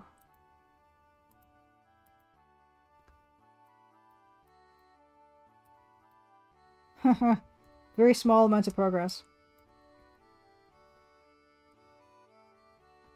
I'm gonna get in here with a bit more detail, I think.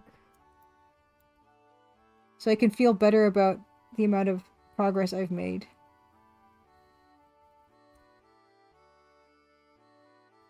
Ooh, Dave says, of the 12 animals in the Chinese zodiac, the 6th animal, the snake, is the most mysterious and also the wisest. They don't allow others to know about them that much, and they usually keep things to themselves. This makes them suitable for a philosopher or theologian. People born in the zodiac are great speakers and are deep thinkers, though. Such people are also stubborn and overconfident. They ignore others' opinions and only follow their own judgment, which is right most of the time. Very interesting. Dave, well, I am born in the year of the monkey. What does a monkey say? More like you. Her wifey's good, honest person. I'm gonna angle this claw properly. Because it's not angled properly here. Oh, Patong, also you're the monkey. Nice. There's a snake. Monkey, sharp, smart, curious. By the way, in researching constellation names for my kittens, I learned the word zodiac comes from Greek meaning circle of animals. Actually makes a lot of sense once you think of the word zoology, zoo. It's a word for life, Greek word for life, just like the word animal, meaning something that moves, animate, like zoetrope. Yeah, exactly. We could be born in the same year. I don't know.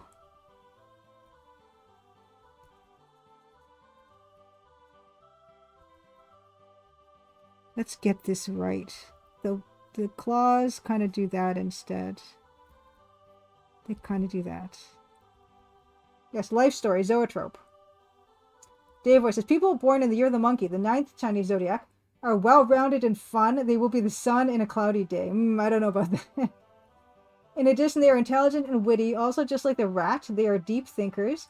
These people are stable for any career and are good drawers? Like artists? Or are they... What is that? I don't know what that means. Though they are not perfect where they worry... Though they are not perfect where they worry too much and are very childish when they are young. I was not very childish when I was young. People with this zodiac do not easily trust others, even though they can make others happy. They have a hard time making themselves happy.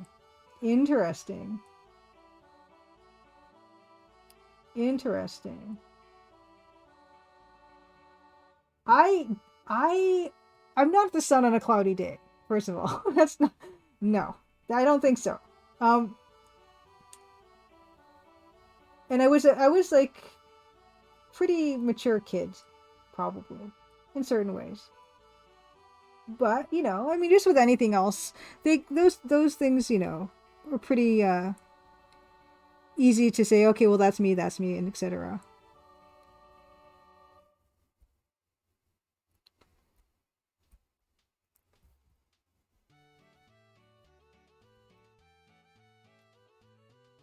Do you guys remember those red plastic fish you put in your palm? It supposedly told you free cheer. I don't remember that at all, Deluxe Tux. Oh, I'm not saying Batoy. I'm not saying how old I am. It all has to do with like my displeasure about the passage of time in general.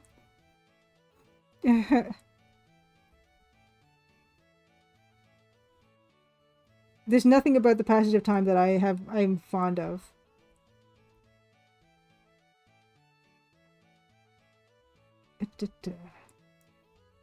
Yeah, I like the angle better there.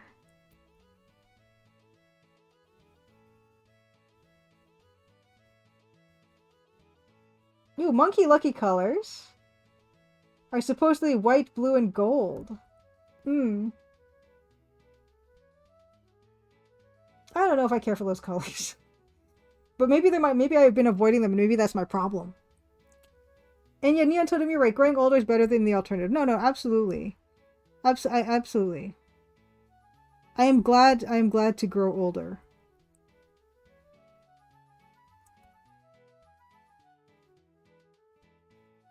Let's work on that other footsie.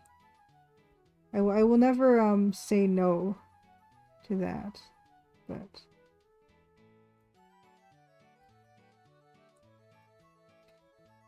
and other footsie.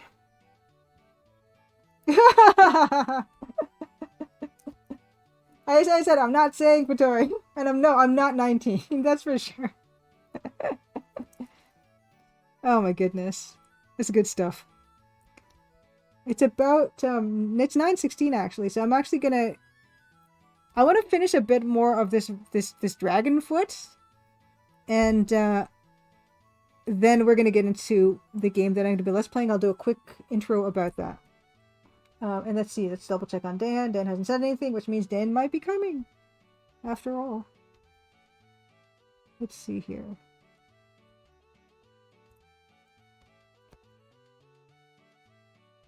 Yeah, Eileen B, happy toggle to a Benjamin Button situation. Why not?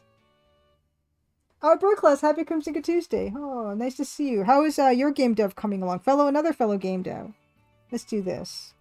Shout out. Art Class. Yeah. Love seeing you devs. Love seeing devs.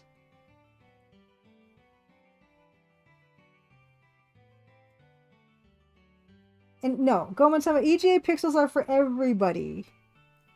EGA is good for everybody. Oops. Oh no, I'm in the wrong. My keyboard is on the wrong thing. There we go. Okay, right. Okay. It's more claw-like. Let's get into that. And okay. Little weird white feet. And EGA is fun. And yes, Patong, I'd love to see some more EGA from you. Okay, we're gonna do a quick talk about this game that I'm going to be working on next. I don't have much like visual aid for this, so we're going to just load the game itself up. And I will talk about it. Just take this on pause. This is a game that Mousimus suggested to me, so thank you, Mousimus, for that suggestion. Where do we have it? Where do we have it? Oh, yes, we have it in Defend.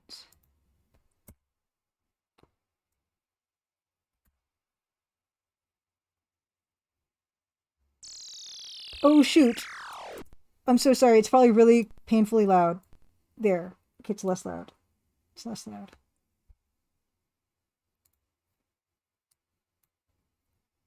After another weary Friday, you and your coworkers Lisa and David head out to the country in your blue station wagon. An eerie strangeness falls upon the night. You drive, trying to ignore the feelings of dark foreboding. The road stretches endlessly while your car makes its way to the hotel.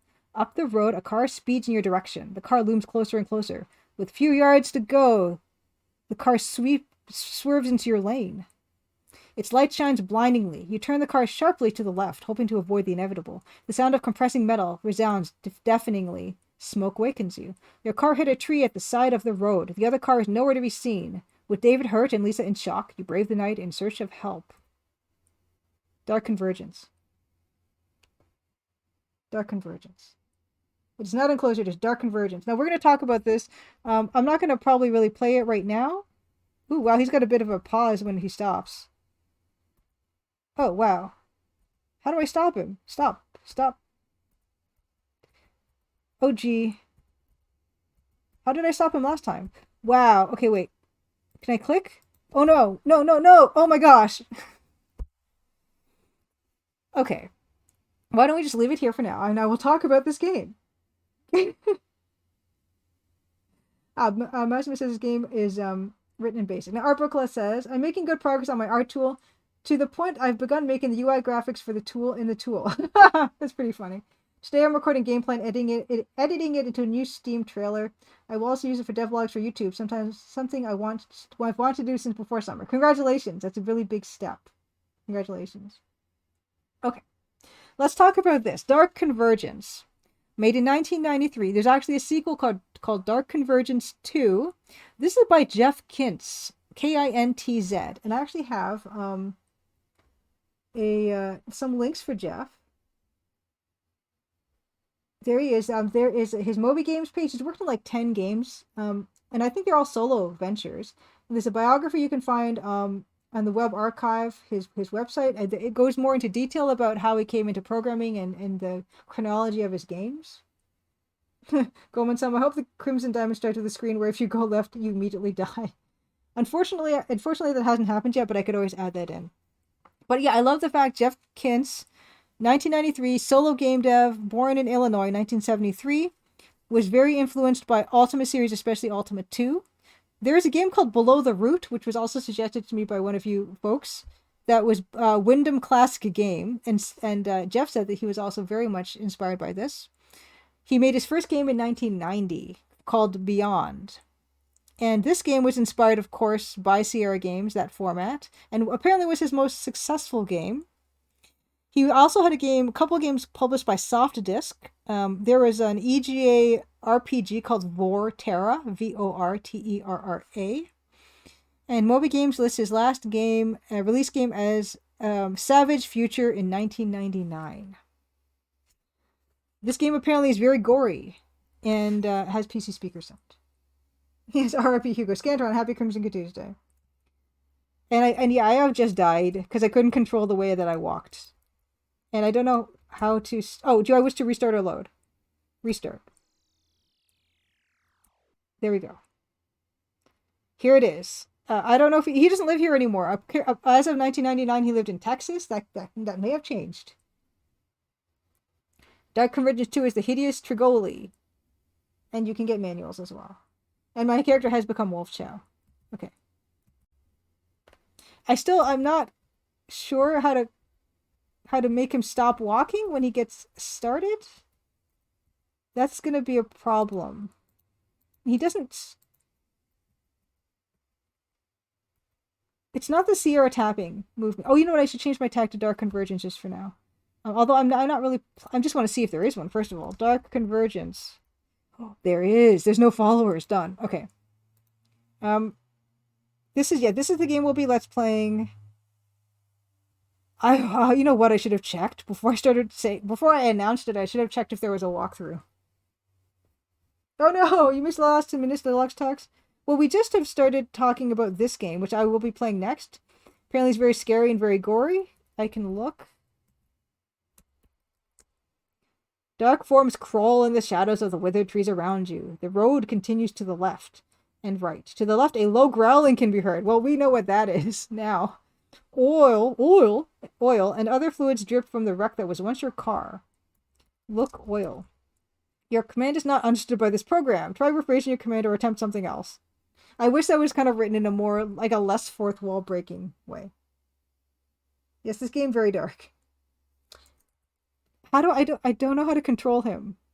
Maybe the manual says. Because I did glance at the manual, but it looked pretty straightforward. Inventory. I have the following items, nothing. Look, car. The car is an old blue station wagon. The engine is badly damaged from the collision. All the wheels have gone flat. Wow, that is some collision. The doors are locked after Lisa secured them, and you don't think there is anything of importance in the crumpled auto. David lays in the backseat bleeding. Talk to David. Oh. Talk, David. Open. You gotta type enter to open door to start the parser. Oh, Dan says, give me 5 to 10. That has increased. Oh no, there's no walkthrough. Oh no. Oh no. Yeah, our bird class, this is not looking promising for me or for the protagonist. So it looks like we have impending Dan. NC All Morale, Happy Crimson Tuesday. Classic David. Oh, I'm so... Yeah, David just bleeding. Look, David. Okay, I don't know. I don't even know how to walk in this game. I should look at the manual. Give me a second. Dark Convergence menu. So you're telling me there's no walkthrough? I'm so scared now. I'm more scared than before knowing that this is a horror game. Dark...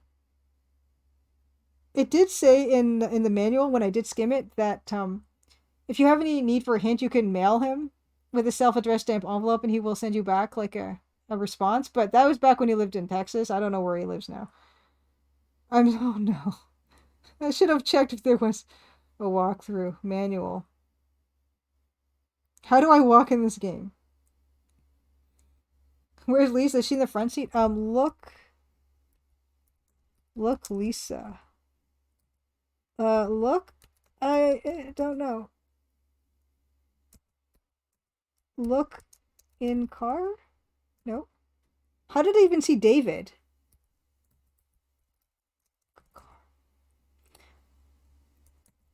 No.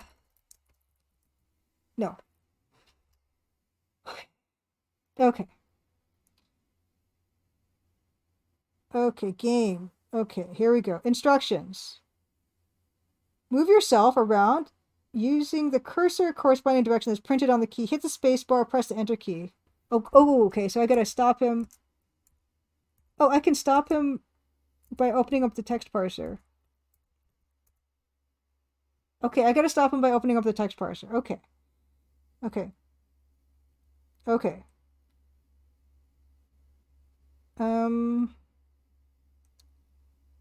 Some of this is clipped for some reason. I cannot read this properly. Okay, now we know how to stop. That's great. Escape. Escape to stop the character. Well, the escape opens up. Oh, you're right. Escape did work.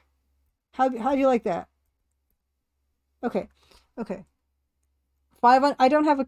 I've got 5... Yeah, I've got a keypad as well. Okay. Dark Convergence. I had it, but then I accidentally closed it. Okay. What do we got? Inventory. Examine car. Examine car.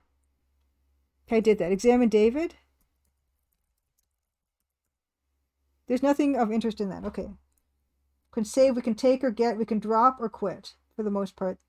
Those are some of the important commands we have. But I cannot talk to David. Talk David. Open car? No. Look engine. Examine engine. Okay, there that plays on YouTube. Okay, so we're safe. We won't be stuck forever in this game. Look tire. No. Examine tire. Look tree. We're not having a lot of luck.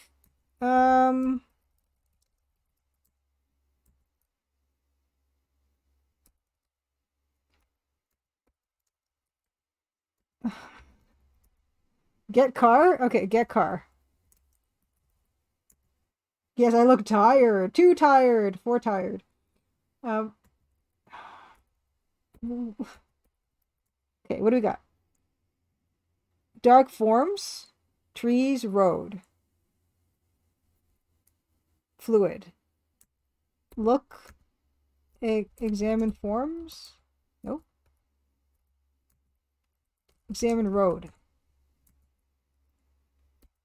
Maybe preposition or Brickless. Look at tree. No. Look at road. Look at David. Okay, well, 5 to stop. So yeah, we're gonna why don't we just take a look around? Woohoo! Look. Dark road continues along the way. The wind picks up strongly as the night darkens. An old sign stands along the night-lit road. Examine! Sign. I'm so excited. It is an old speed limit sign, unable to be moved. Well, that was my next question. Can I have it? Oh, no, shoot. I can't just tap that. Oh, wait, 5. Take sign. No.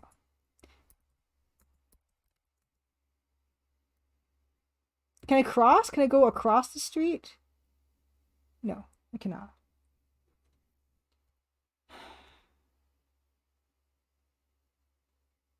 Oh, rock.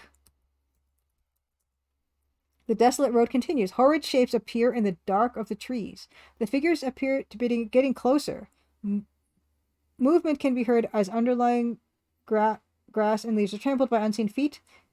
There's a large rock lying solemnly here. Examine figures. No.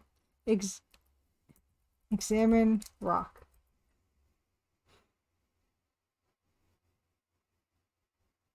Oh, Eileen B says, if I recall correctly with Leisure Suit Larry 1, Alvo introduced the novel to Sierra idea of giving the game to playtesters and recording what commands they try so we could add more responses to the parser. This game could have really done with that. This is 1993 and he was all alone. I'm proud of him. Oh, examine rock. It is a weather-beaten rock, too awkward to carry around.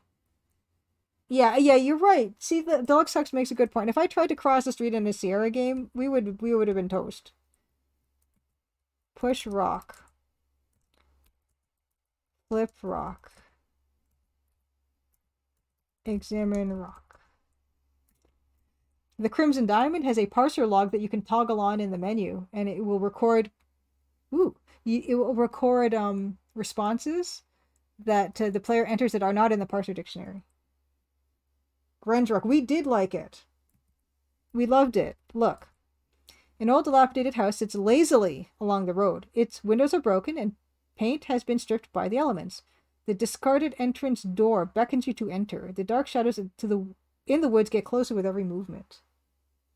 Yes, it's a house of horrors. Can I just bypass it? 5. Oh, no, I didn't want that. But there, I accidentally turned on the help screen. F1 for this help screen. Turn sound off. Blank screen. Wow. Why would I want a blank screen? I guess a boss key? Important parser keys. Yeah. Okay. Let's turn on the blank screen. Oop. Oh, wow. How about that? Okay. Can I keep going? Can I miss it? Hey, look, I can miss the house. Let's keep going. Look. There appears to be no end to the long highway stretching before you. The pain in your legs tells you it will be impossible to continue along this route. Oh, let's see. Can you hug a tree? Hug tree.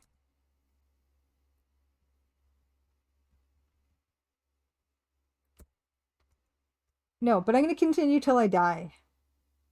Oh, I can't. Boss keys, another thing I miss. I said, if I had an office job as a child. But this one just looks like your computer is off, I guess, which is kind of... This is actually good because, yeah, it just looks like your computer's off, which is great because as good as the boss keys were, like if you didn't really work in Excel or if it's in a different version of Excel or something, then it would look really fishy. But a blank screen is just a blank screen, which is timeless. This guy's a genius. Jeff, my man. Dan is almost here. We nearly have a Dan. Okay, let's look at house. 5. Stop it. No, I just pressed the wrong button again. I can't even walk in this game properly. Okay, look. Look house. No, you can't. You can't. Examine house. Oh, examine house. Take house. No. Climb the tree. Okay, let's go inside. Let's go inside. Dan is almost here. We'll be stopping soon. Oh, okay, wow. Okay, we're big. Look. Cobwebs hand everywhere. In the darkness of the hallway, weevils have eaten away the torn rug. There's a stairway to the right and a room to the left. We got it. We're in. It's very cramped. At least, usually these houses look bigger on the inside than the outside, but this is actually smaller. One-Eyed Freakbot, happy Crimson Tuesday. Let's give you a shout out. How are you doing? You were playing Doom mods, I believe. I saw on Twitter. Oh, wait. That didn't work. 1. Yes. Shout out. Thank you so much for your raid. Good evening. We're actually, we're going to get a Dan soon, which is going to be really cool. We played a few spooky ones. Any standouts? Oh, right. Ooh. Oops, I didn't have the right to keyboard turned on. Okay. Look. Rug. Okay. Look under rug. There's nothing under the rug. We did something that got an actual response. I'm really pleased with myself. Bubblegum pink carpet. This is House of Horrors. It is. It is. Take carpet. Examine carpet. No. What else was in here? I guess I want a weevil. Get weevil. No. Countryside was a good one. That's really, like, are these old mods, or are these, like, people making new mods still nowadays? I like the art in this a lot. Look.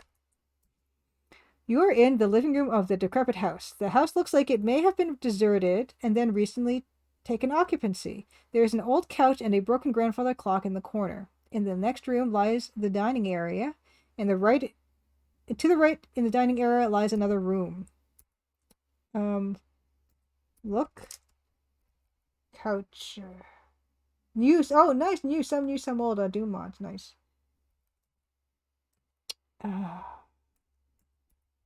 Look clock.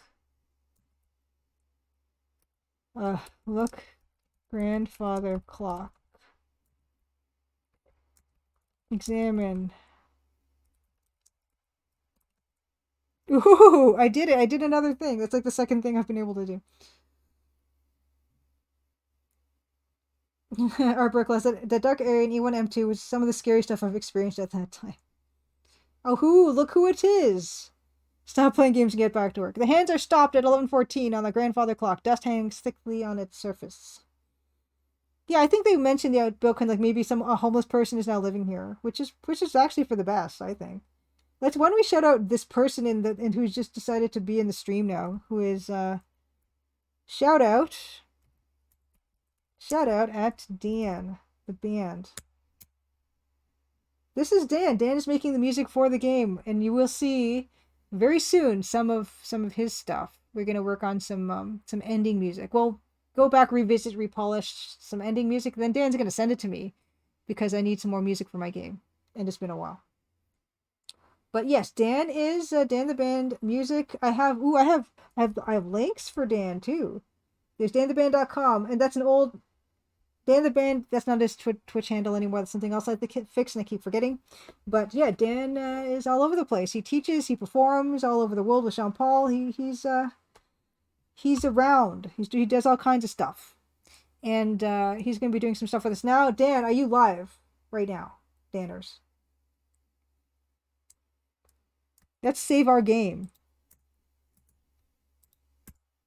Let's save our game. Danners, save. Name a file. Oh no. Okay, what day is today? October 17th. October 17th. That's, I gotta write this down. That's my save file. Save name. October 17th. Done. Almost live, still having tech issues. Okay.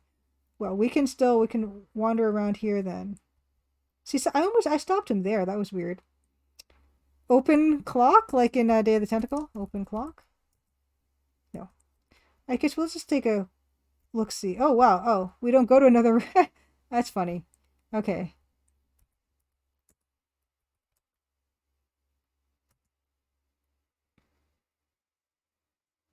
Okay, okay. We can't go there. Oh! Oh! Oh!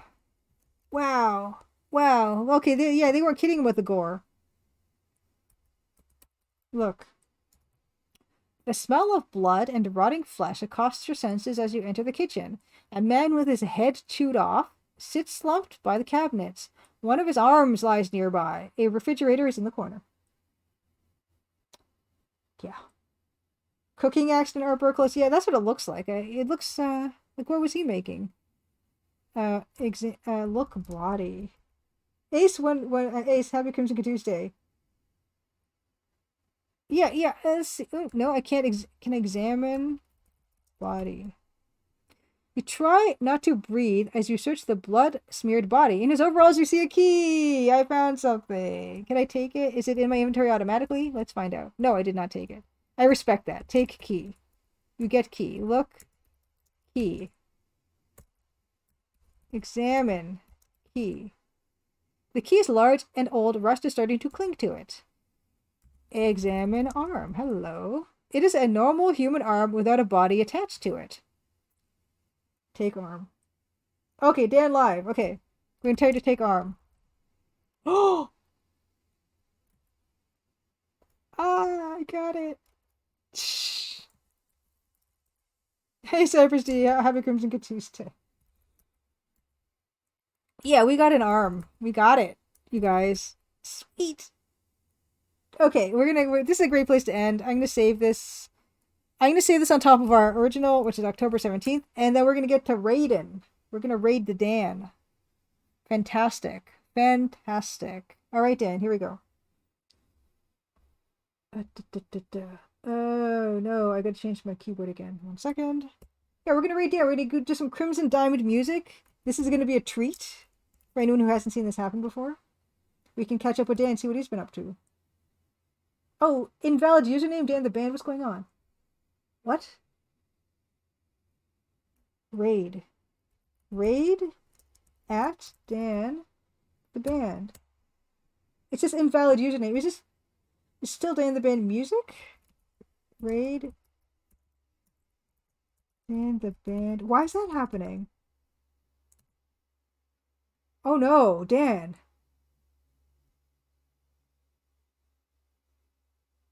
Dan, are you live? Are you sure? Hold on, let me check on my phone. Oh my gosh. Oh no. Oh no. Dan, it says you're live. Okay, I'm gonna check. Dan, yeah, it says you're live. Why can't I raid you? Okay, let me try on my PC. 1 second. Un momente, s'il vous plaît. Yes, I just checked that Dan is live.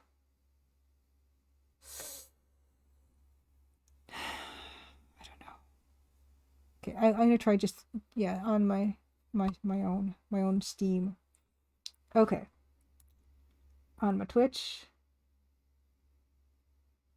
Okay, on my channel. Dan, are you in the Shadow Zone? Did you get banned or deleted? Eileen B, have a good night. Thank you for dropping by. Happy Crimson Tuesday. Well, we'll figure this out. We will. Yeah, we'll just keep it on that tasty screen while I figure this out. Okay. Raid. Oh, wait. Wrong. Okay. Raid. And Pseudo, please, you have ants? Oh, come on. 1. I said 1. Raid.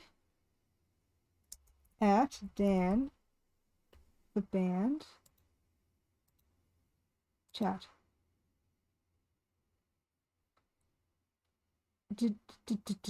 And oh my gosh, why is it why? Oh my gosh, it's not working. Can I go to Dan's channel and just try rating him from his channel? That's so weird.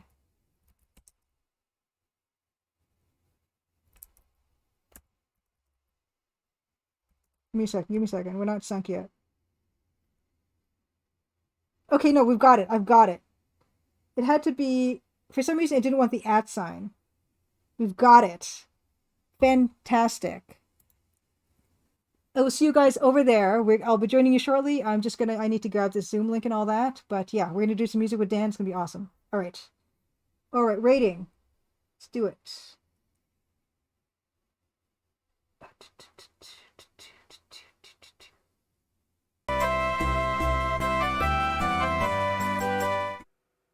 Hello, everybody. We're here. Oh, wait. Julia's muted. Hold on. No. There we go. Now you're not muted. Yay. That's a good thing. Wolford Streaming. TTV, what's up? Yeah, we are streaming tonight for a little bit. We're going to make some music for the Crimson Diamond. Welcome back, everybody. The game is totally done except for the soundtrack. It's all my fault. How did you know that? Julia, did you put out some spoilers on the stream? Yeah, I wasn't going to say anything because I'm a professional, but yeah, I let slip maybe that the reason we've had to push the game back and back and back is because you just have not been sending me tracks. Are we going to have like the tracks emoji as the next unlockable emoji? Yeah, you're right. I need to have that. Train tracks? Yeah, I keep bugging Dan for tracks, and I've just started to just use the train track emoji to save myself time. That's funny. Oh my goodness. So how's everybody doing? I see Wolford Streaming said he found a mushroom called Chicken of the Woods in today. I've heard of this mushroom. I've never actually found it. But I've never actually found it. Have you found it before? No, I don't. I'm too scared. I lack the confidence to actually forage for mushrooms in the wild. Yeah, it's kind of like I don't know. You really kind of got to know what you're doing, right? Yes. Otherwise, you can get yourself into trouble. I just take photos of mushrooms that I see, but I do not try to eat them. You're actually working on the 2 sequels already. I got to do something while I'm waiting for Dan to get his stuff together. Yeah. Did you? Who said they liked the hat? Oh, Edenwaith. Yeah. Where did this come from? Can you give a little shout out about the hat? I didn't even notice. Yeah. Hold on. Let me figure that out. I can put you on full screen. Oh my gosh.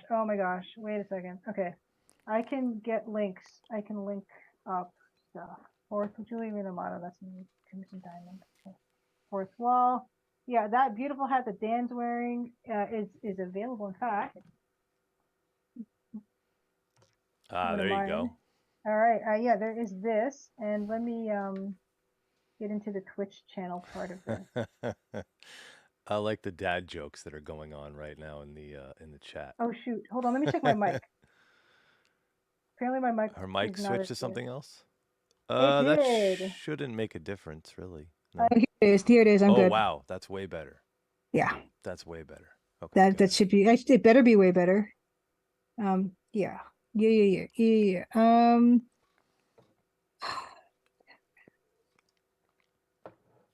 I'm slow. Well, for anyone who doesn't know, Wolford Streaming actually works on a farm, so it's very Oh, possible nice. that mushrooms like that would be growing there. What kind of farm? It's all kinds of stuff. I don't know. We got to ask Wolford Streaming. He also streams. I'm not sure what your stream schedule is, but if you could let us know, that would be cool. And then people can follow you and find out. Yes, It's a Dave, lot you of were gaming. right. What? What's that? No, Dave was right. I had the wrong mic. Okay, So yeah, it sounds yeah, way yeah, I'm better. all good. I'm all good. I don't work on a farm, but my coworkers are animals. Yeah, that applies here. Yeah, like why don't you give a brief update of what you've been up to since last time we saw you? So I don't even know what when was the last time I was here? It's been a while.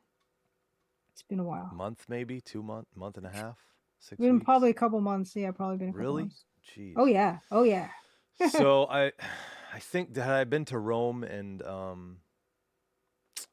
Germany since then. Because Awesome. I know I went to Rome and Germany. I went to Guyana. Um, and I'm pretty much done with travel for the rest of the year. There's maybe one or two trips. I'm actually supposed to go to Dubai this weekend, but I'm not able to go because I have a family commitment. Hmm. But otherwise, I would be traveling to Dubai.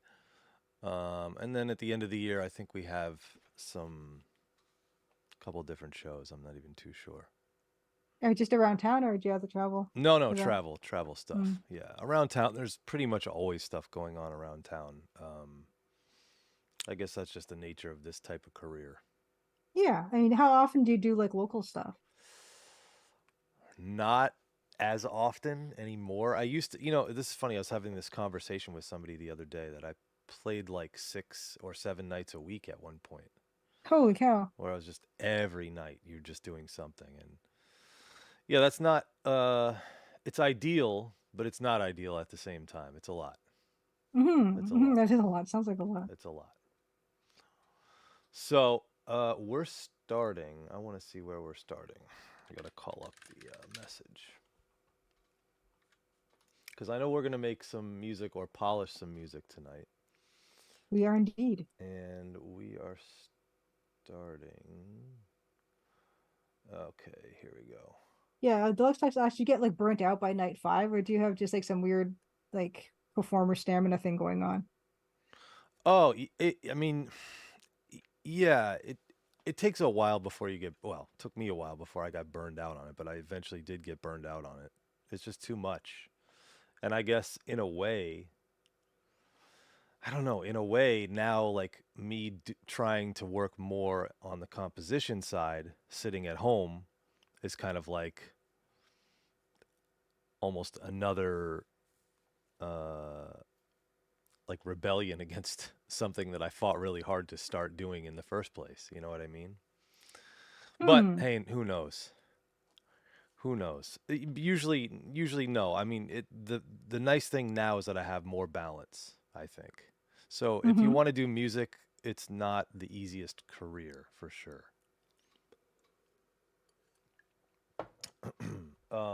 Okay, so we are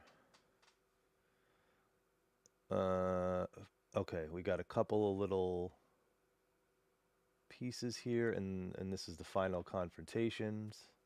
Yes, so there's like there's the 3 different endings and also like the climactic confrontation music type of thing. Because I am working on chapter 7, and that's where that music does come in. And so I figure it's good in case I never get any music from you ever again. It would be good to get the end Oh dear stuff. Lord.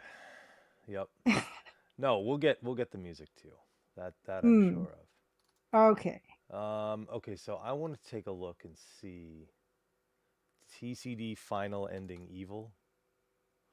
That sounds like one of the possibilities. Yes, that is definitely one of the ones. Okay, so is there 4 total or 3 total? I added a fourth one at the end there, which is Okay, the okay, okay, climactic confrontation scene. But there's okay. evil, good, and mid or something. I can't remember what they were called a bit. Yeah, okay. Well, this is uh, evil. So this is what we Oh, have here we for go. evil. Hopefully this will play. Yeah, it looks set up correctly.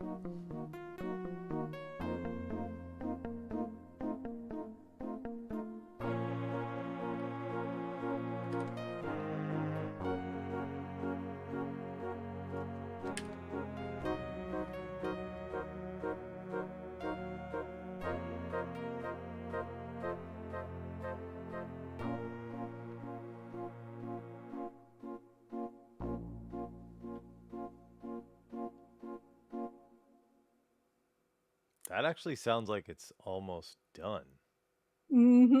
Just a, Like that just needs to be sent to you, I think, or maybe basically. redialed it. And so the one thing I didn't do, and I don't know why I didn't do this, I didn't write the names. Usually I write Mm-mm. the channel, the MIDI. Yeah, because that's what it's going to give me.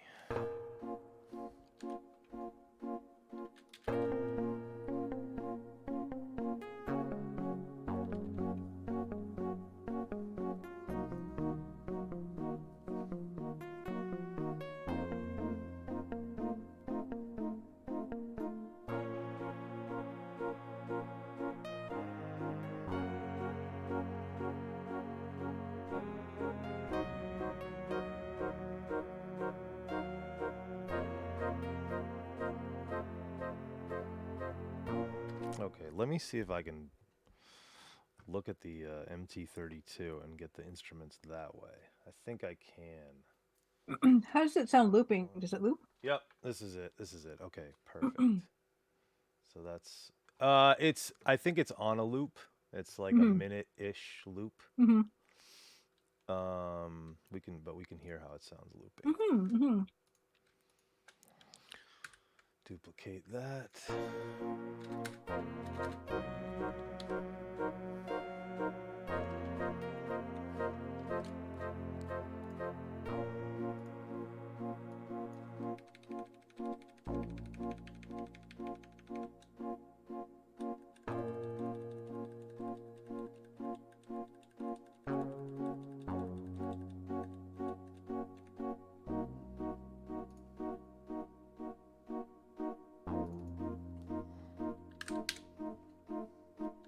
Yeah, it sounds. That didn't even hear anything. I couldn't tell actually. I'm like, where did Seamless it? to me. It Yeah. was beautiful. Beautiful. I love it. I love it. Love this track. Okay, so let's go. Let's go. I just want to make note of the instrument numbers, and you can do that on the actual MT32. 2 is flute 1. Okay. Where's flute 1? Flute 1 is patch 72. Okay, so now it's working. 72. Instrument 3, synth bass 4, 31. Okay, that's working. 31.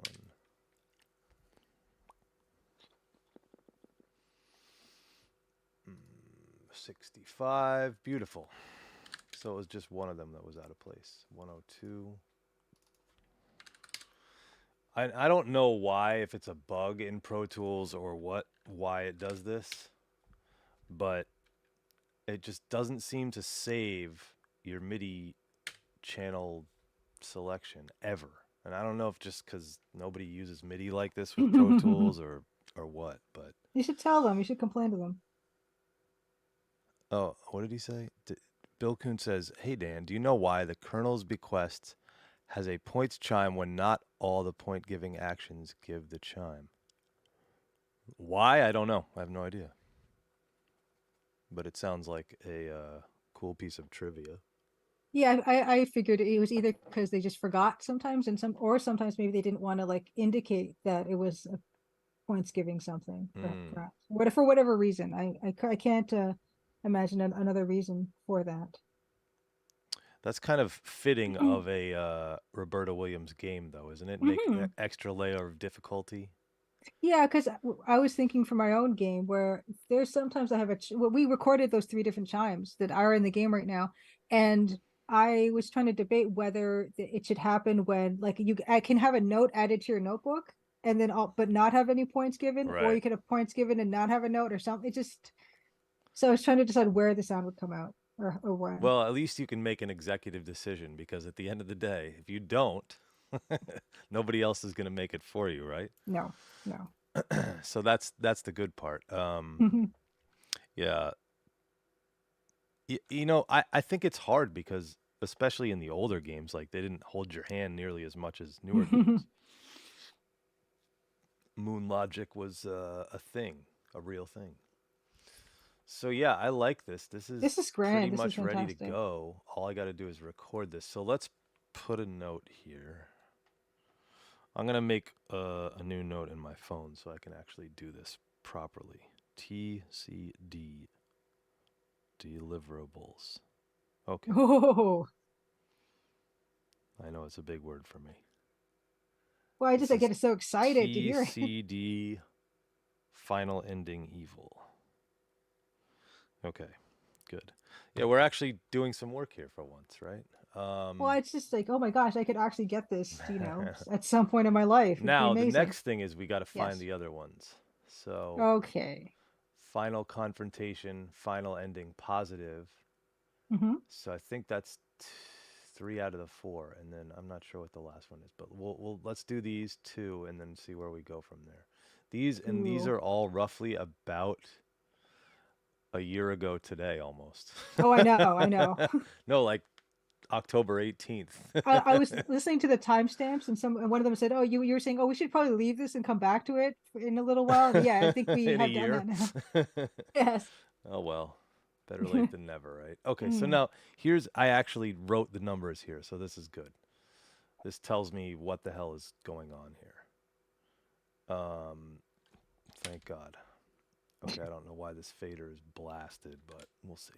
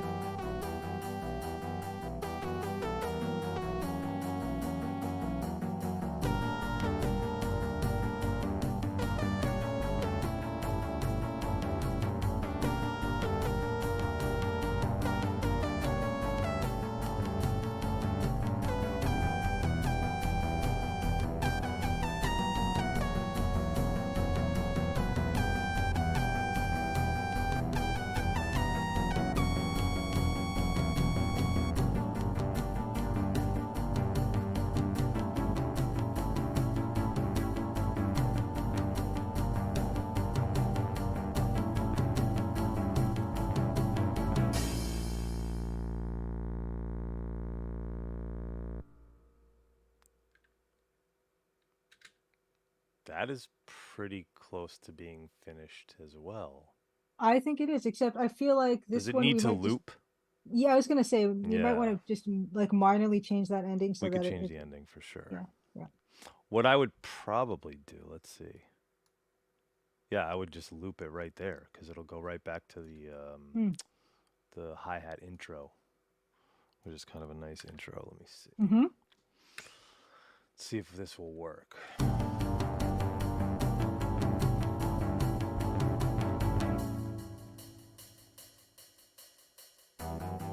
Mm-hmm. Yeah, that Perfect. works. That Yep. works. So yeah, I got to remember that. How do I remember that? Let me put in some markers. This is going to be here. This is loop point.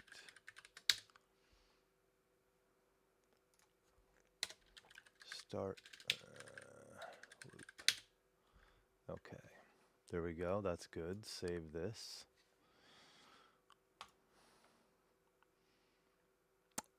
Okay, let me put a note in here. This is called Final Confrontation. And this should be the climax one, I think, judging from. This is the actual one. Yeah. Okay.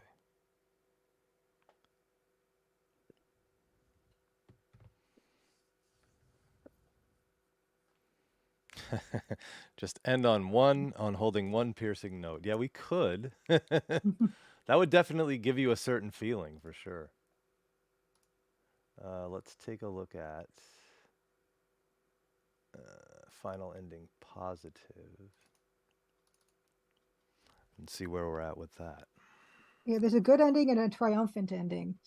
So did we never work on the triumphant ending, or we did? No, we did. Yeah, yeah. Oh, The okay. I timestamps. I just checked gotta the find timestamps. Yeah, the other one. the name. Yeah.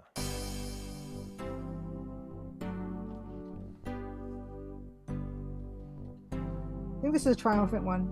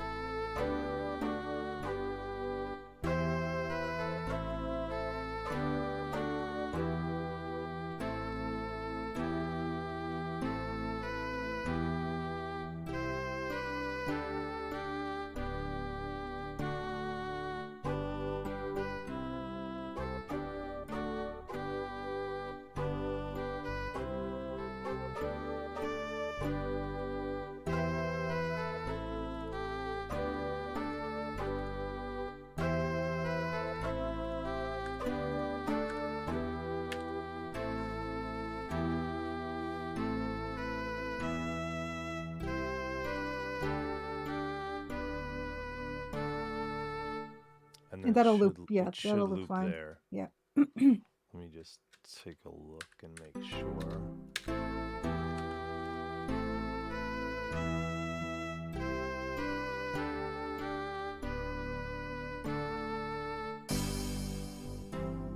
Yep. Sounds good to me.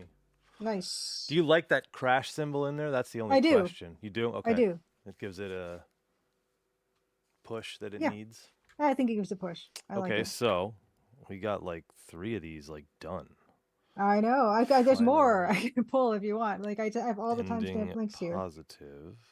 Yeah, I think this was Okay. good ending because Triumphant Ending actually has more of like a Faster sound or something. yeah, it's got Triumphant some ending, and snare, I that's think. literally what it's called.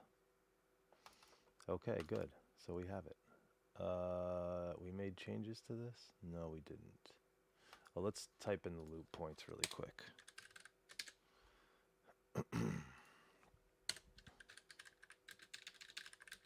Yeah, I think this is good ending. Okay. Yeah. Really, the loop points don't matter too much because it's weird the way I have to record, and this is part of the reason it delays the process of getting you tracks. Hmm. The way I have to record, I can't be on stream Mhm. because I have 2 computers. I have to send the audio from one computer to the next computer to get it into the system, because with all the microphones and the keyboards and all this other crap, it just makes the routing really a problem because of the MT32. If I was using software, it would take 2 seconds and I could do it right on stream, and before the stream was over I could have you the files. But that's the strain of working with, 1987 hardware, something like that. Yeah, you would know better than me. 87 or 86, I think. Okay, so we've got this. We're good to go here. And we want to open Triumphant Ending. Okay. Yes, that is thick, yeah.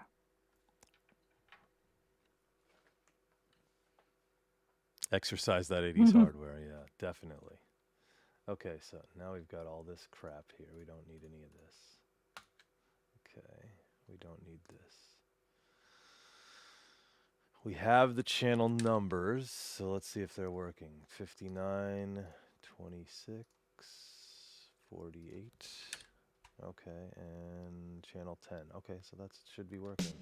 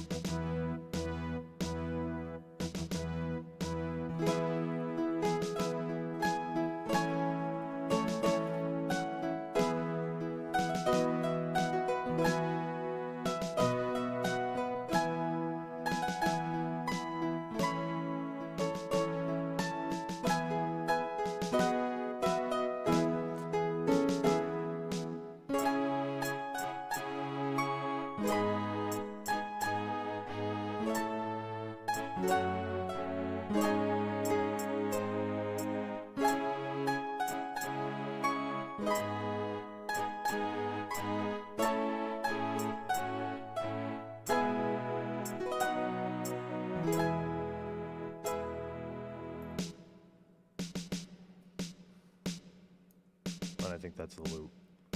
Yeah. So that's pretty much there. There was a little bit of kind of sloppiness I heard that maybe Yeah, I it's a could bit of clean like that up. stuttering almost. I don't know if it was stuttering or what, but let's hear it.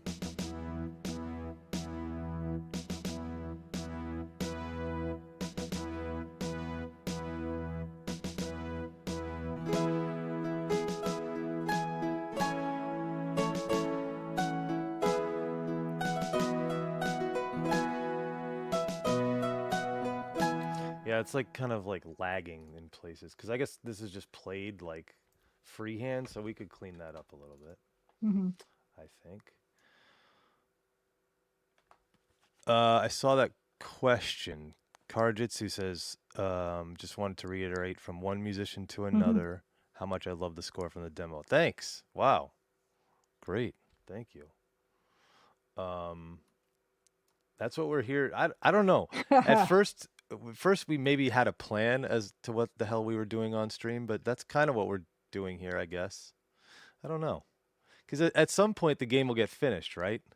That's the And the hope. game will get Yeah. released, right? Yeah, that's the goal. And then what the hell do we do on stream? Are we just going to play the Crimson Diamond only on stream? No, well, I have a list of things I want to do. I I'm don't know. sure you do. Yeah, I'm sure you do.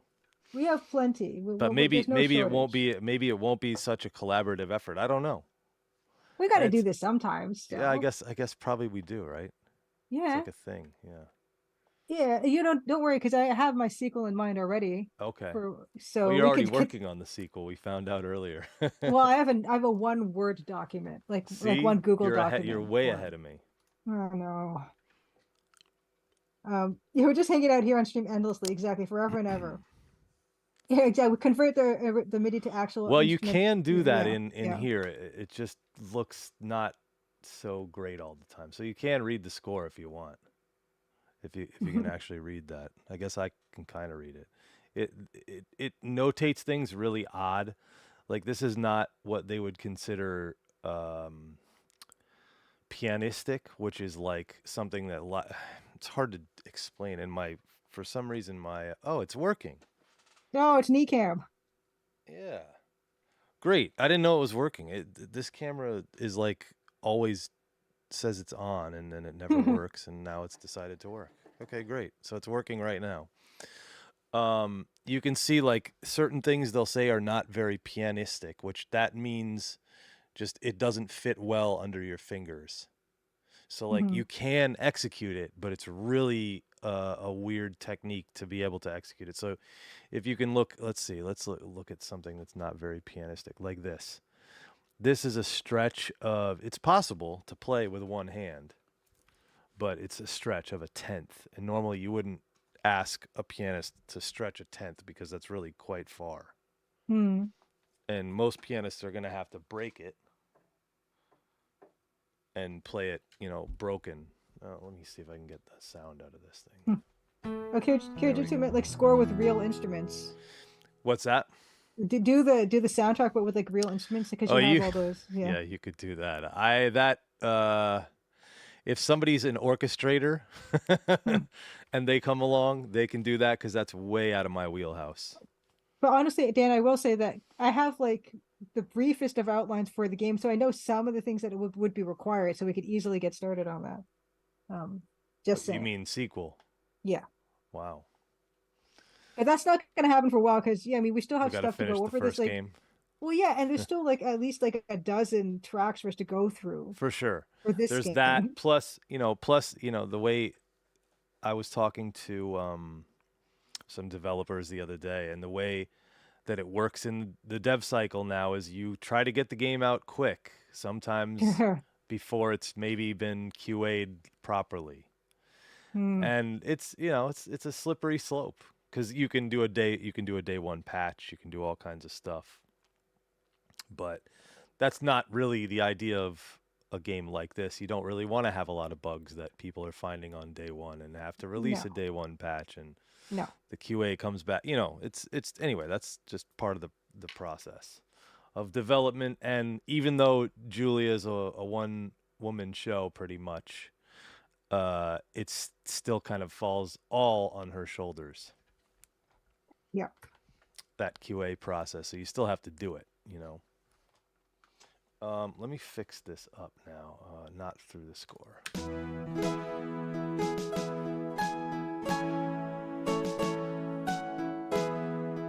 Okay, that's a little sloppy.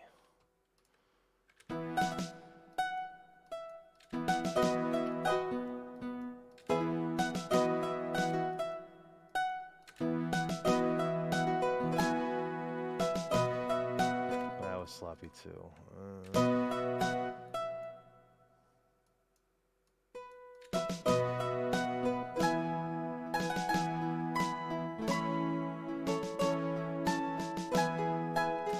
Sloppy, what's going on there? That.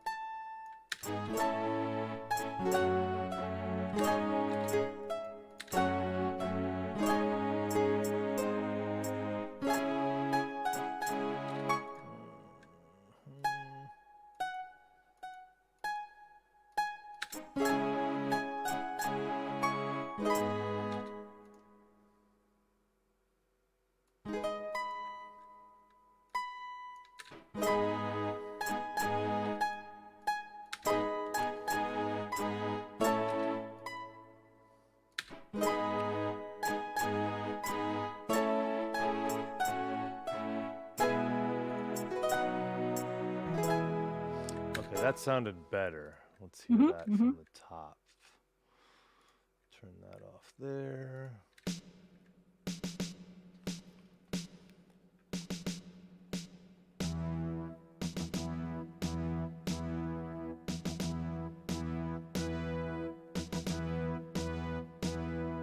What's that weird staticky thing going on? This? There's a bzzz happening. There is? Yeah. Might only be on your end. I don't hear anything. Hmm. Is anybody else hearing any weird audio stuff? Well, like every so often it goes bzzz in a weird way. Like Really? I don't know. It's very strange. Yeah. Is it in the MT32 sound, or is it It sounds like it to me, unrelated? but I don't know if anyone else is hearing it. Okay, no. Okay, Wolfstream's not hearing it.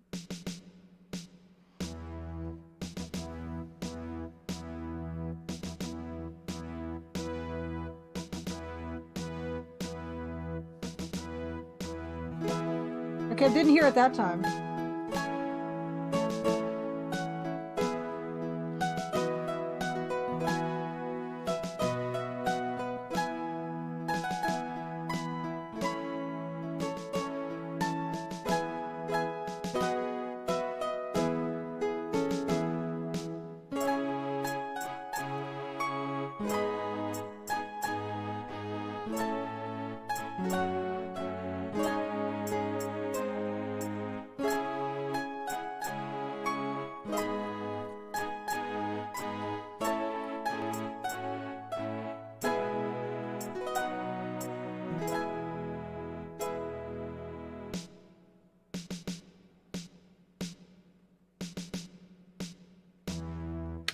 Yep, it's good.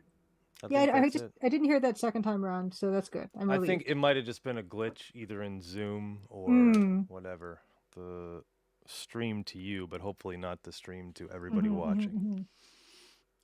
This is the end loop, and this is the start loop, and this is, in my notes, triumphant ending. Yes, this is triumphant ending. So literally, that's all four of them. Well, I mean, look, there's no shortage of them that we could take a look at. Like, the one that there is one that we have that is only partially done. What's that? Tense exploration music. Ooh, I can send you a link to the timestamp of that. You could do that, but I bet you I have it in here somewhere. I'm sure you do. Where? I don't know. Tense waltz, tense track, chapter 6. I bet you that's it. It would be chapter 6. So yeah, that might be it.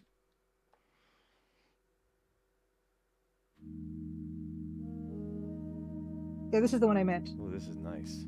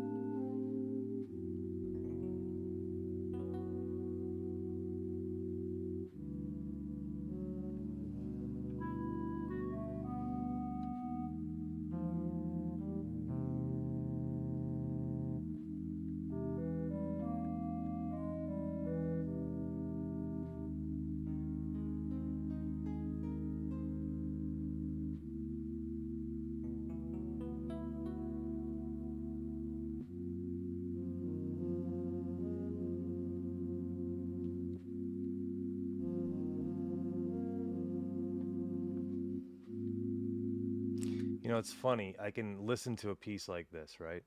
Mm-hmm. And it's kind of, I guess, the way that I compose or the way I just write music in general. I heard this motif here. Mm-hmm. If you can see it, I don't know, 3401 it says. And then literally before the next motif played, I couldn't remember the song, but I could remember or I could think of where I would go if I was writing this song. And you were right. Da da da da da. It's got to go Yeah. da da da da da.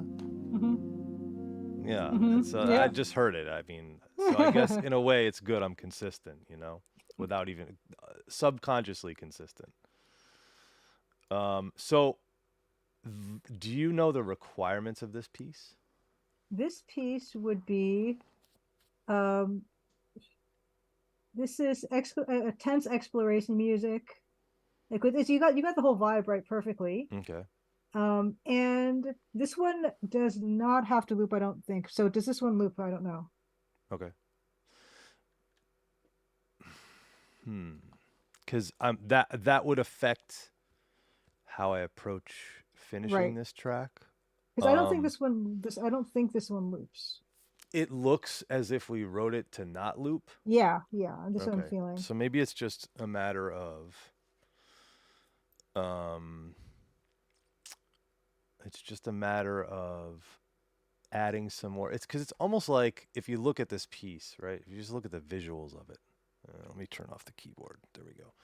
So if you just look at the visuals of it, there's like a bed of chords that kind of move through, Mm-hmm.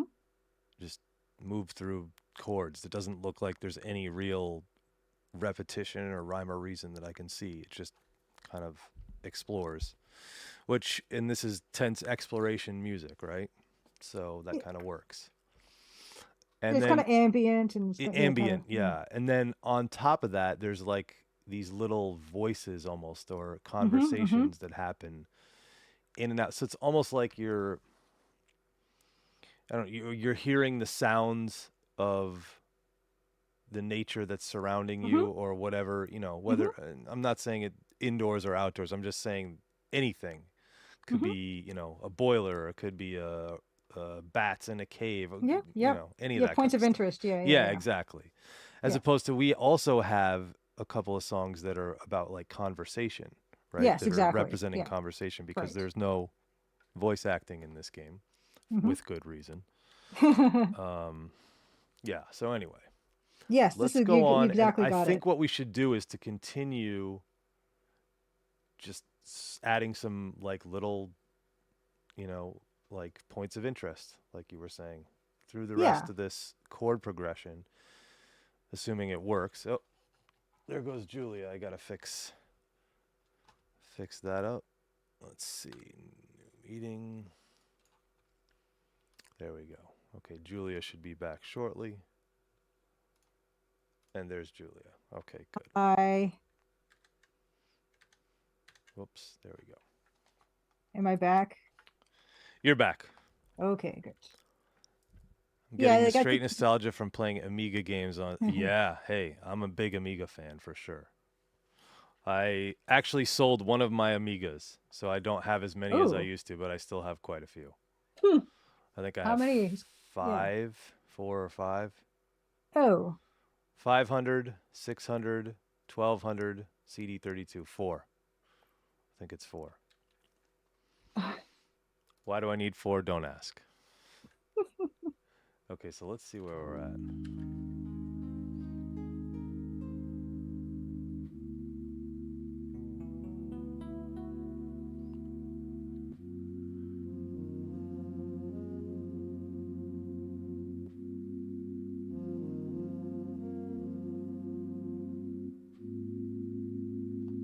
Yep, and so we need something there.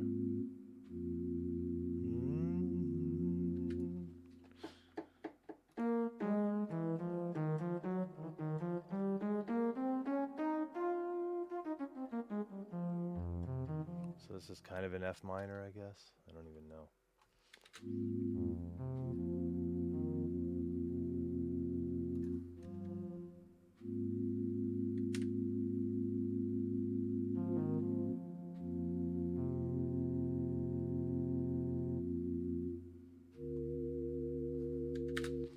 Okay. find another sound there.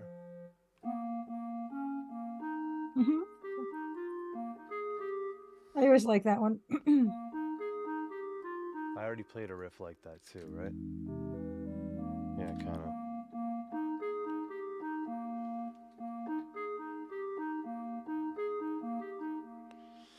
Oh yeah, there's a lot of computers.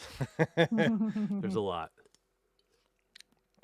and I keep getting tempted by advertisements, Facebook Marketplace, all that kind of stuff, and then just people. There's a huge horde of Mac classics in Stony Brook, New York, which is actually where I went to school. It's not Ooh. that far from me. I think it's about 40 minutes away or something like that. So Uh-oh. it's not it's not completely against the realm of possibility that I might take a ride out there and pick up probably just one, not a whole bunch of Probably them. just one. I don't know. I have my Apple IIgs, and that's really my prized possession. Like, I want Mm. to get that thing hooked up and running, and the Amigas obviously too. But yeah, I don't know. I like computers. I don't know what the hell's wrong with me. I just like them. Well, you're a nerd. It's fine. Don't Yeah, worry I about guess it. so. It works for you. It works for us. Like, I this is guess so. working. You know, I have this discussion all the time with a friend of mine that, like, am I actually a nerd or am I not a nerd? I don't know. What are you talking about? Who would say that you're not? I don't know. I don't know. I'm pretty sure that I'm a nerd. So Yeah, you're like an incredibly, yeah, nerdy nerd. It's fine.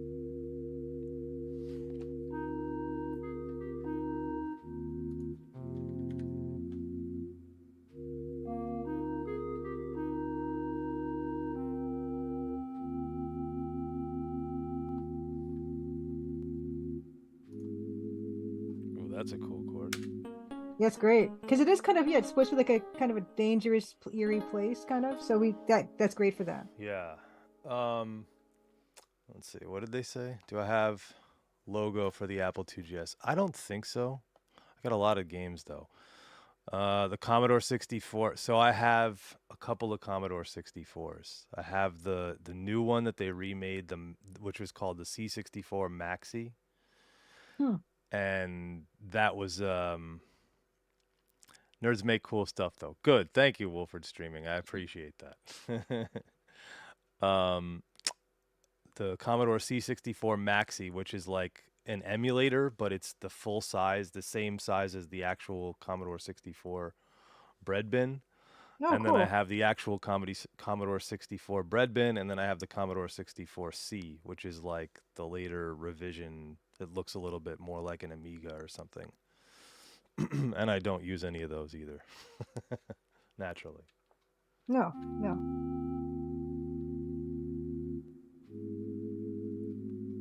Mm-hmm.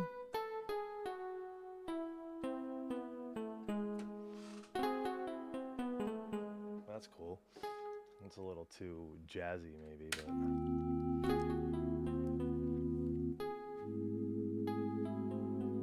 that's better. That's much better. Okay. Yeah. Yeah, I like Played that that's a great horribly. instrument.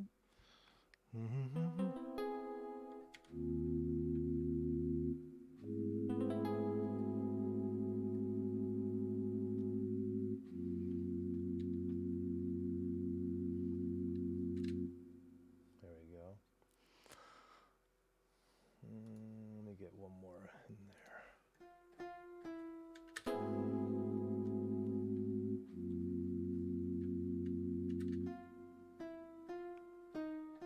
What chord is that?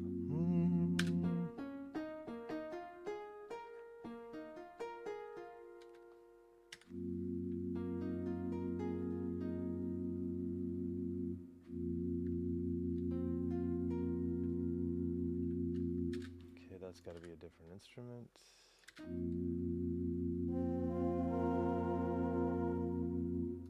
Okay, and that's got to end. That's kind of a cool little thing. This has got to end at the same time. Okay. Let's fix this.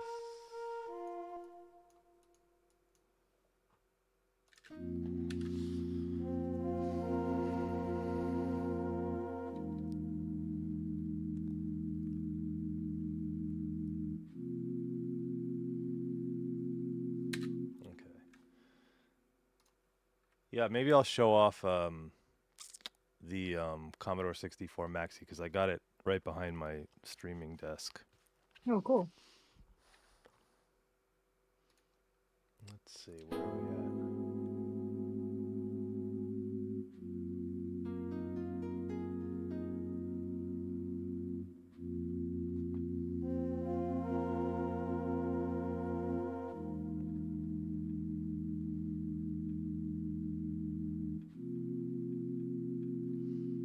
Okay, so there we need something. Let's see.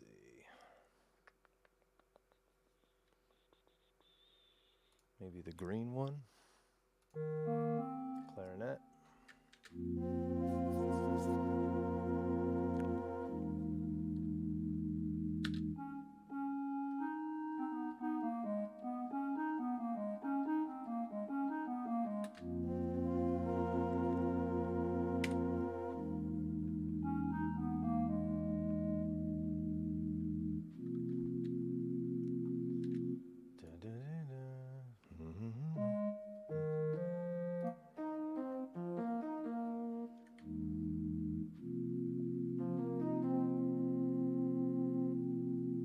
That's got to go as long as that.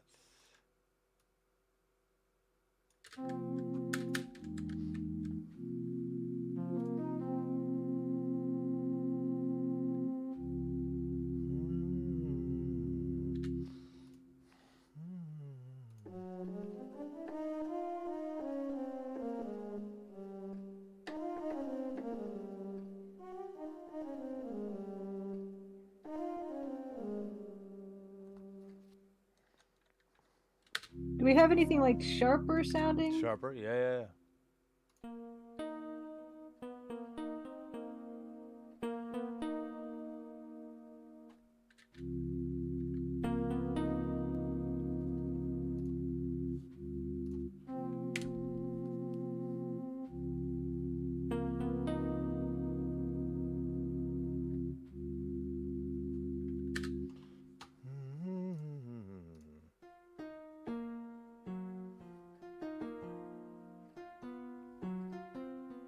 String is good.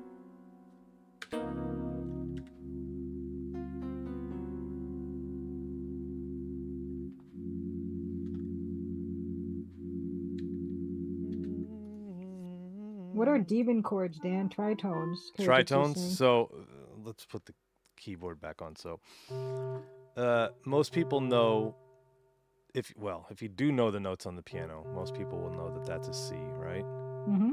This is a G. That spans roughly 5 notes, which is how many fingers you have, right? So it's basic. Tritones, this is considered a perfect fifth. That's considered a perfect fourth. A tritone is right between a perfect fourth and a perfect fifth, so it sounds like this.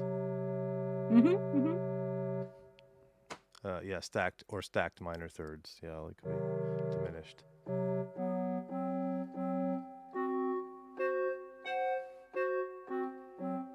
So it depends on how you voice it. Yeah, you could say like.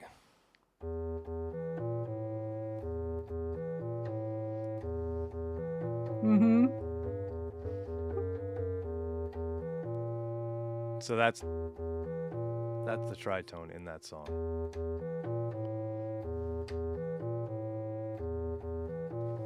So that's kind of how you know. Whoop, I didn't mean to press that. That's kind of how you know the tritone sound. It's supposedly the most. I don't know if it's the most dissonant interval, but it resolves a certain way. So anyway, there's a lot of music theory behind it that's kind of probably beyond the scope of what we're doing here most of the time. But yeah, that's it. Oh no, we'll get content ID'd on YouTube for that. Oh yeah, Jitsu. Like that's a guarantee. Thanks, Dan. Julia will message me and say, yeah, so that part's muted. Yep. Is that okay? I'm like, yeah, whatever. We can't do anything about it. It's a music stream. It's kind of impossible not to I know. have a bit of that. So. I mean, especially like you have a lot of people who stream just music, Hmm. and they're always doing cover songs. Like my buddy Sax Theory. He's always playing cover stuff. Let's see.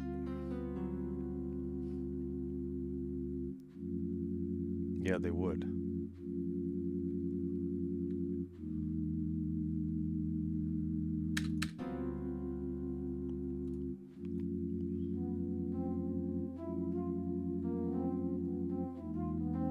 Okay, so that is kind of outlining a tritone. There's the tritone. Kind of outlining it. You could play that.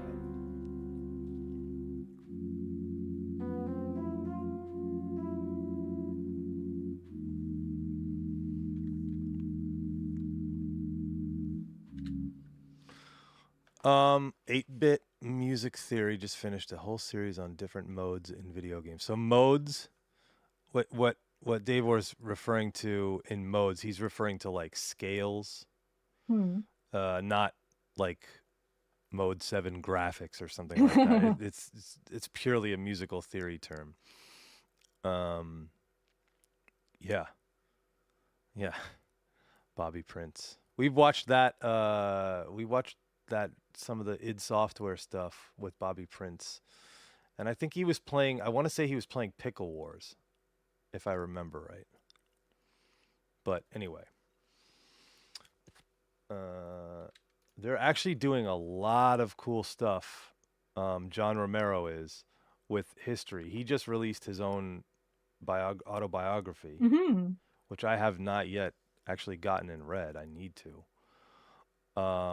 I was hoping that I would see them this summer, but I didn't get to see them this summer. But yeah, he's done that. He's endorsing the FPS documentary. He's working on Sigil 2, which is Doom 2.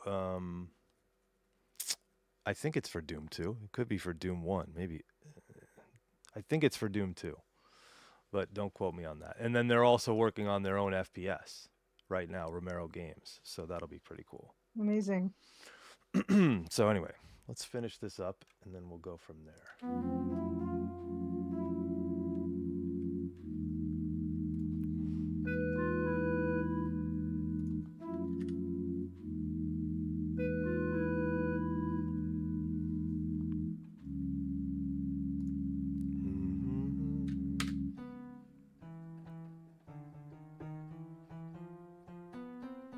More tritones.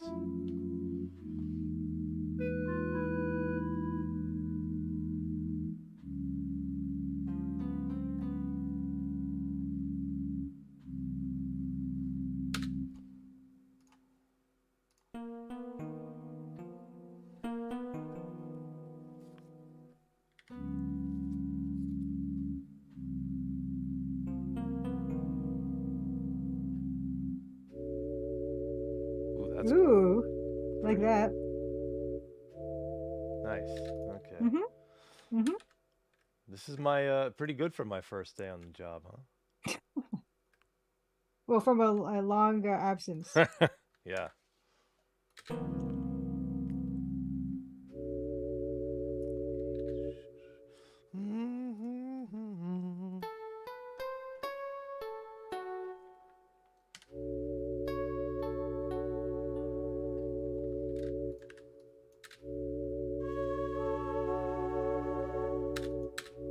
I like that too.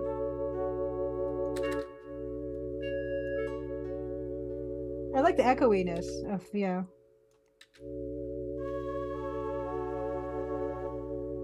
either that one or the more echoey one. Which was this one? Yeah, that's good. Okay.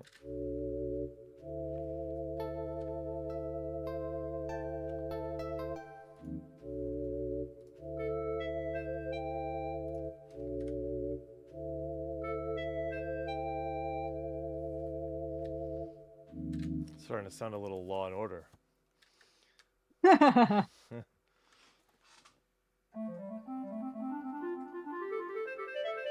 Whatever that clarinet riff is, that's really bad. I've never seen that show. Really? No. Oh man. Oh no.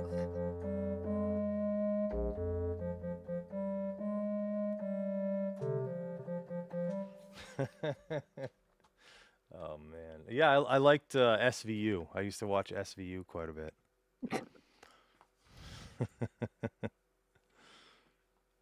Let's see. Can't even redeem Dan get back to work this stream. Yeah, because I'm just actually working. But Oh you can pick one of no. the other ones. Yeah, like show a piece of hardware or software. Yeah. Yeah. Yeah. That's-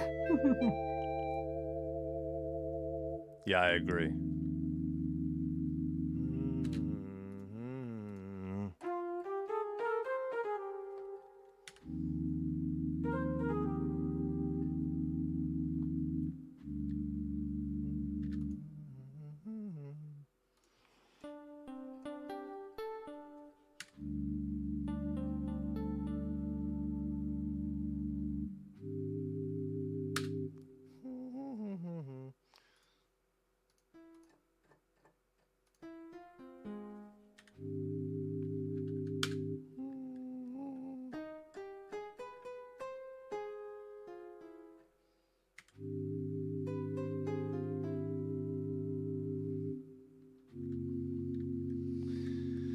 Let me see. Yeah, I might leave that one blank. Yeah, it's good. I think it's good to have some gaps. Oh, it doesn't have to loop either. This could loop, No, though. but This could then, actually loop. well, to make it, It'd be it really makes it more, long. it makes it more versatile if it's possible, but it doesn't have to, It is. It is Yeah. possible. It'll loop Sure. perfectly. And loop.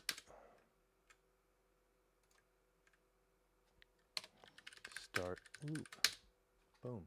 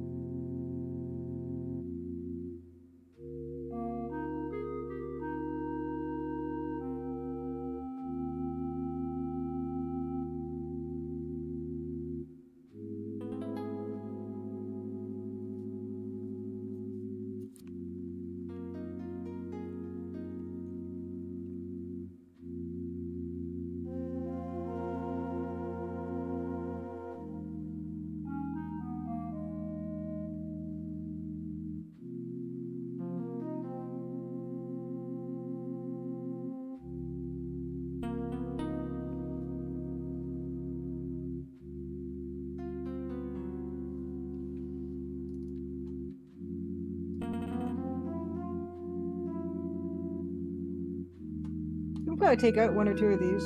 Take out one or two of them? Yeah. It's too much, right? Yeah, it's too much.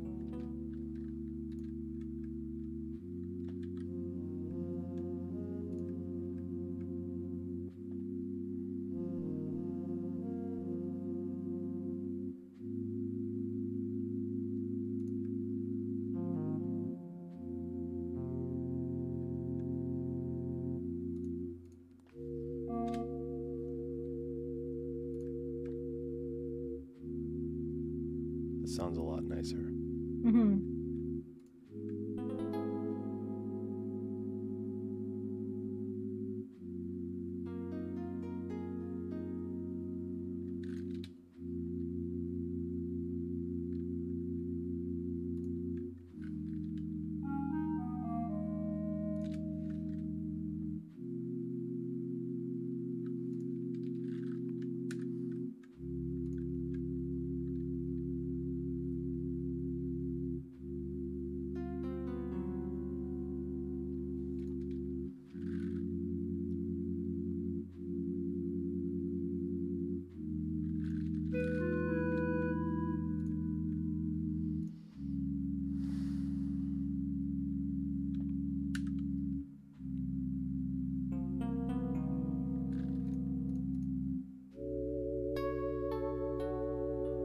This part's really nice.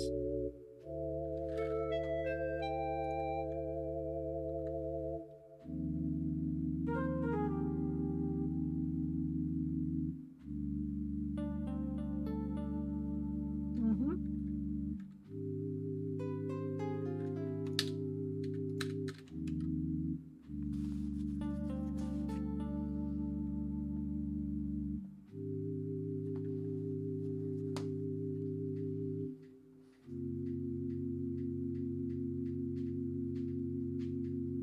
Okay, there we go. Cool. I like that a lot. Yeah. Yeah. And that's about a little less than 3 minutes. Perfect. If 240. it, well, yeah, it could loop or not. Like And it can that loop. one. It can Yeah, loop. that's awesome. Yeah, I like Doesn't having that have to, choice. but it can. So. Yeah. Oh, that's an interesting question. Yeah, yeah. Karajitu asks, I have a question. So, artistically speaking, because of the style of game you're creating, do you give yourself limitations on data you use, like the amount of space the audio takes up versus graphics? No, I don't. Sky's the limit with this. But although I say that, it's still pretty small. Like the game right now, the current version of the game with like even more Dan tracks in it and up to chapter 7, when I zip it, it's like 46 megabytes or something. It's like nothing. Oh, really? Even with the, I guess because the OGG files are also compressed in a way Yeah, as everything's well. pretty small. Yeah. But the largest things are the audio for sure. Far smaller than Starfield. Yeah, Yeah. just yeah. I downloaded Further along. 100 and what it was 140 Gosh. gigabytes or 170 gigabytes. Oh Something like that. I downloaded the game the other day. I haven't played it. I haven't my had even goodness. because I've heard the intro is like it takes like a couple hours to really get into. Oh man. I don't have that kind of time, so that would be nice. But if they made it for Switch, maybe I could play it while I was on tour or something. But that game is way too powerful for Switch. Do you Or game asking for on too tour? much. What's that? Do you game on tour? It depends on the tour. I guess this last tour I didn't. This past summer I didn't really at all. Mm-hmm. I was working a lot of the interim time, Mm-hmm. Mm-hmm. especially when I was in Europe. Like I was trying to do songs while traveling at the same time. Mm-hmm. And it's challenging, but that was probably what was taking up most of my time other than the sound checks and the shows and then Yeah. occasionally sleeping. Yeah. Yeah, so I slept a little bit, but not a lot. Mm-hmm. So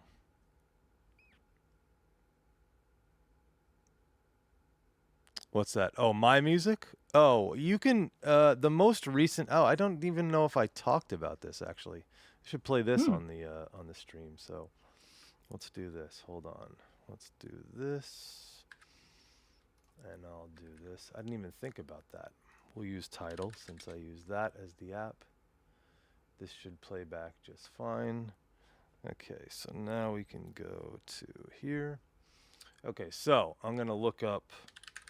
This is a release that I had, I forget what day, not too long ago. This album came out by Jerry Robinson. He's an artist on the label Strange Music, which is Tech Nine, owned by the rapper Tech Nine. And so Tech Nine is on one of the songs. And I actually produced one of the songs on this album. So it says it's not working, so let me fix the sound really quick. This is so irritating how PCs work as opposed to There we go. Okay, there we go. Boom, boom, boom. And this is the song that I did called Out My Head. You told me I would drown back then in the water. You didn't know I could swim. Waiting on someone to make an offer for everything closes in. But I know I've seen some better things, but most have been the worst. And I've tried to find a silver line, and I can't get there first. I lie awake and my mistakes annihilate my entire brain. I hide my face cause I'm ashamed, but really it's just me to blame. It's just me to blame. I'm so sick of overthinking. It's Friday night and we're drinking. Keep shining light like you're glistening. Yeah, give gifts like every day's Christmas. I hope you don't ever forget. But I'm sick of feeling so depressed. And I know that I lie to myself like I'm fine, but I'm not gonna give up just yet.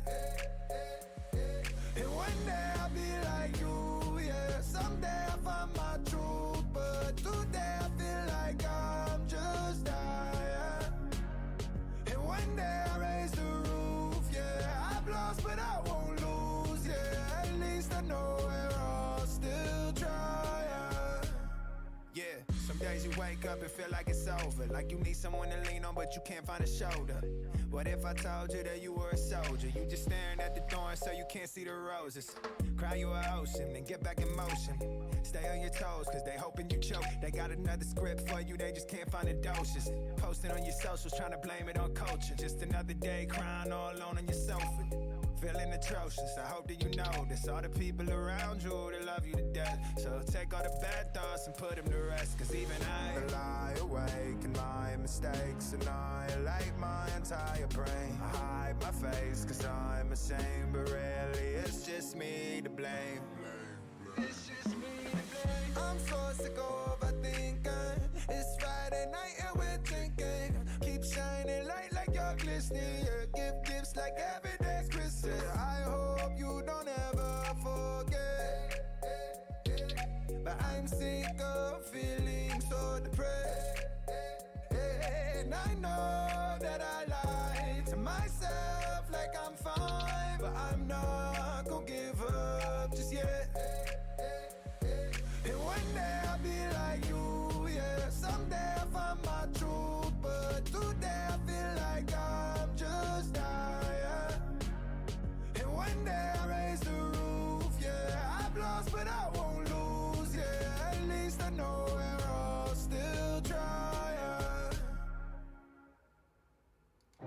So there you go. And the cool Really thing good, about awesome. Tidal, which is a DSP, Mm-hmm. it shows the credits.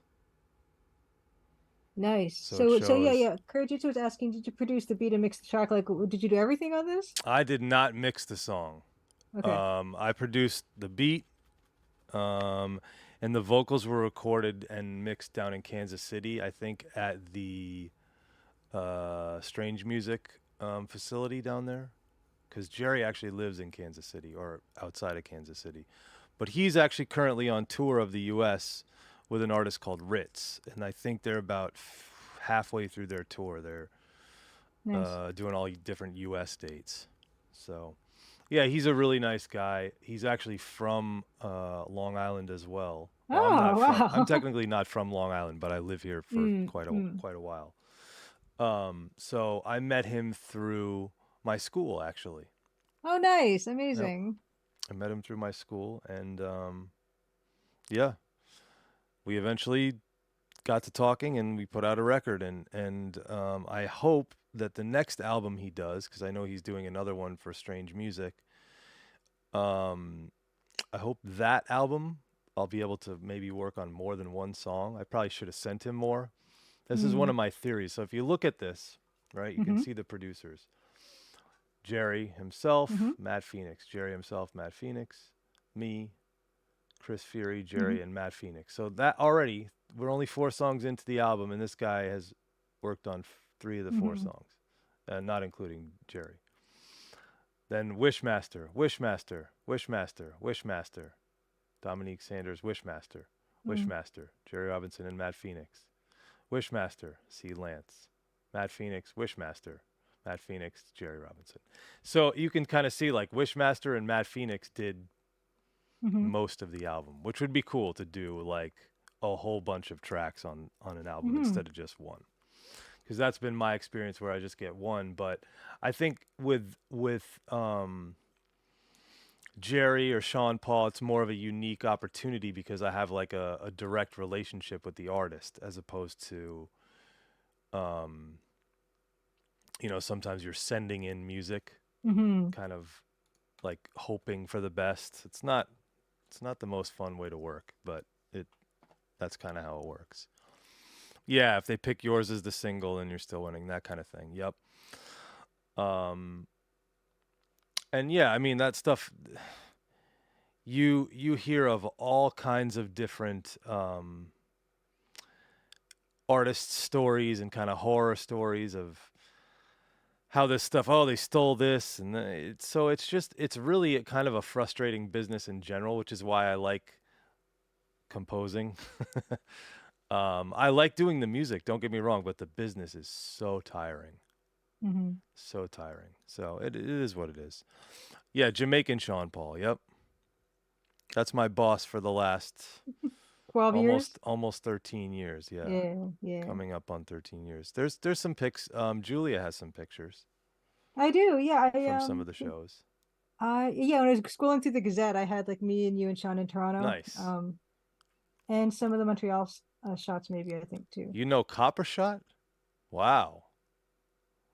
So I don't know all of them. I know Copper Sean and I know Jigzag very well. I've known them for 12 years. Yep. So I definitely know those guys. And they'll know who I am if you ask. I don't always know everybody in the scene or whatever, but a lot of people know us because it's a really small. It's a relatively large and small community, the Jamaican community. And Toronto is one of the cities that has a very large Jamaican population. Yes, we do, indeed. Other than Jamaica. Yeah. London is another one, Miami, New York. There's, I want to say there's a big population in Holland as well, but I can't remember. But yeah, there's like a lot of different Jamaican communities all over the world. And those, Sean is one of those artists that's kind of transcended outside of just being known as a Jamaican artist. Mm-hmm. So we get to go all over the place, but we also get to stay right within the diaspora as well. So stuff like the Guyana show that we just did was really kind of, that was actually Michelle Montano, I think, was his show as well. And who was the other artist on that show?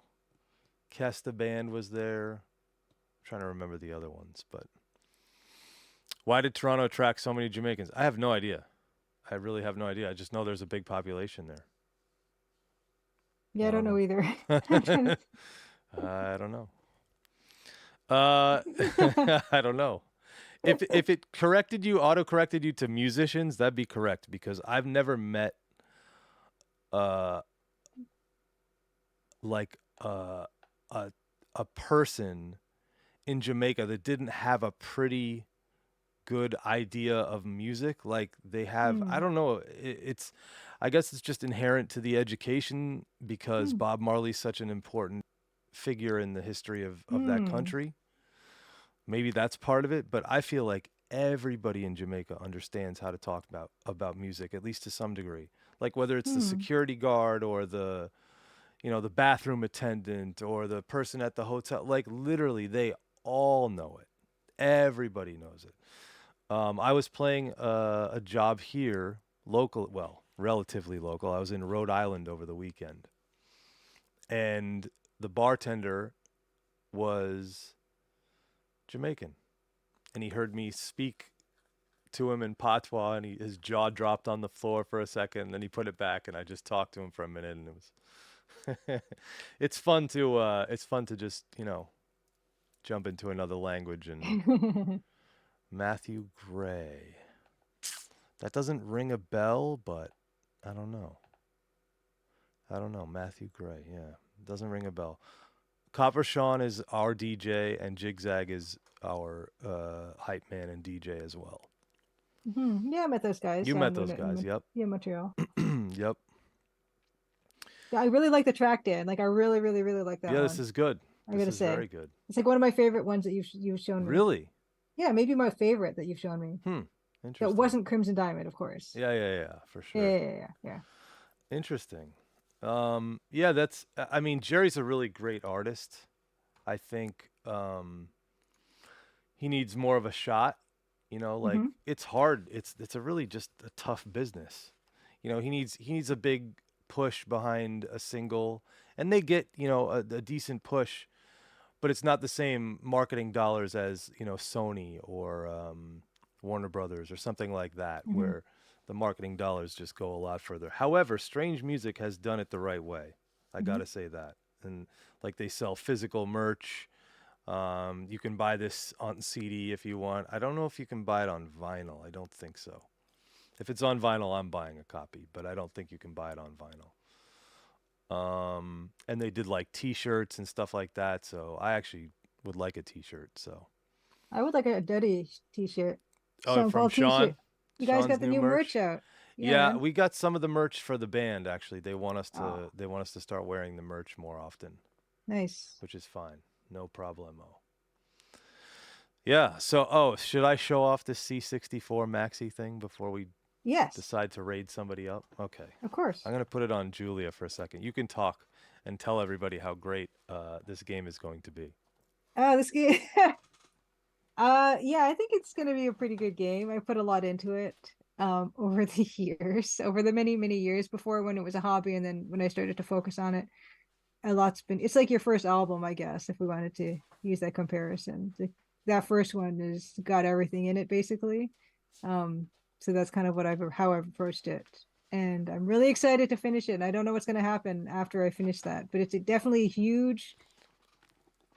Oh no! And of course, at the exact wrong time,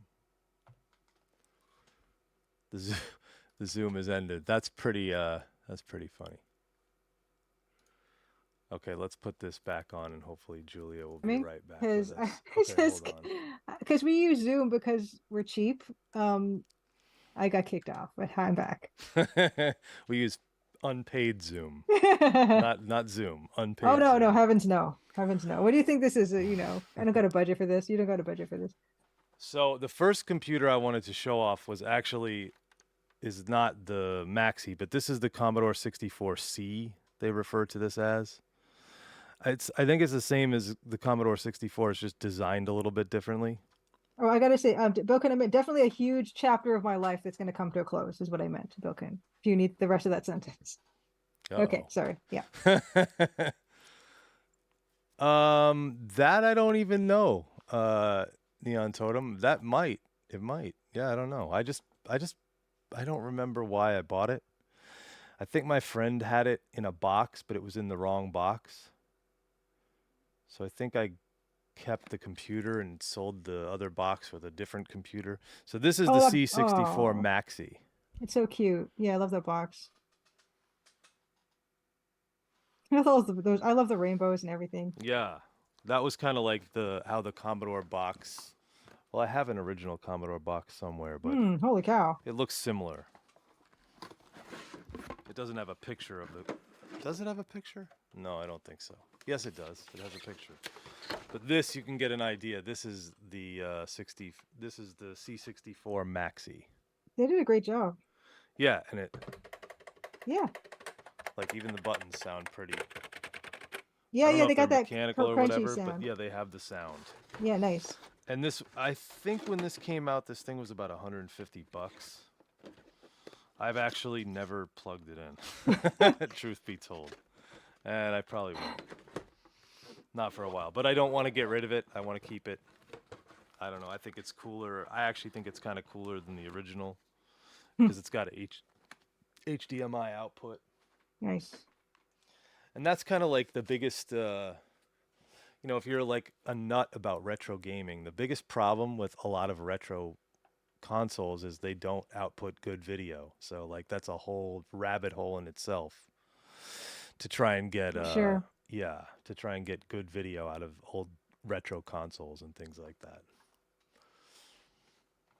So anyway, let me save this. This is and this is put a note as well. Tense track chapter 6. Yeah. Now there's also, the other tracks the ones I've been bothering you the most about. Yep. Those ones are ones we've kind of definitely finished, I believe. Okay. Well, we finished all these too. Yeah. So my gosh, you mean there's more I have to bother you about now? That's gonna be like a huge list of stuff. Good. Good? You I actually think say so. good? Do you get it 1, 2, like 3. This is 5 tracks that we knocked out today. oh Well, man, that means like that might that's be a stretch. We didn't knock them out today, but we established that they're finished today. yes. And so now I've That's got good. 8 tracks total to bother you about delivering. Yep. Nice. Yeah, the C60, that 64 looks almost exactly like the Commodore 128 design or like the Amiga 500 or something like that. But the weird thing is there's no denoting that it's a 64C. It just says Commodore 64. Maybe on the back. No. It just says Commodore 64 and the serial number starts with a CA. Wolford Streaming, thank you for being here. And yes, your peanut butter dough balls sound awesome. Oh. Yeah, Wolford Streaming is actually one of my students at the school. Nice. And he's always cooking. He's always cooking. And the only problem with that is he's on stream as well, so we can't get any of the food that he's cooking. No, that's terrible. Yeah. So, but it's all right eventually. Yeah, so I think we should decide. Yep. Let's see. On a raid. And let's see who's doing what. Ooh. Interesting. Murder Club Mystery. Murder Club I'm not familiar with. Yeah, that is an EGA mystery adventure game by Rika Suzuki, who's a Japanese game designer, which is I've been reading that pretty regularly because how can I not, Yeah. Okay. Kilgore Trout is doing Elder Scrolls 4. Taco is doing Swiss Family Robinson. That's interesting. That's a text adventure if I remember. Holy right. cow. Yeah. Or we could find somebody else if anybody's streaming or anybody has any ideas. Let's see if anybody's streaming. And no, the last Crimson Diamond stream was last week. You don't say. About this time. Murder Club.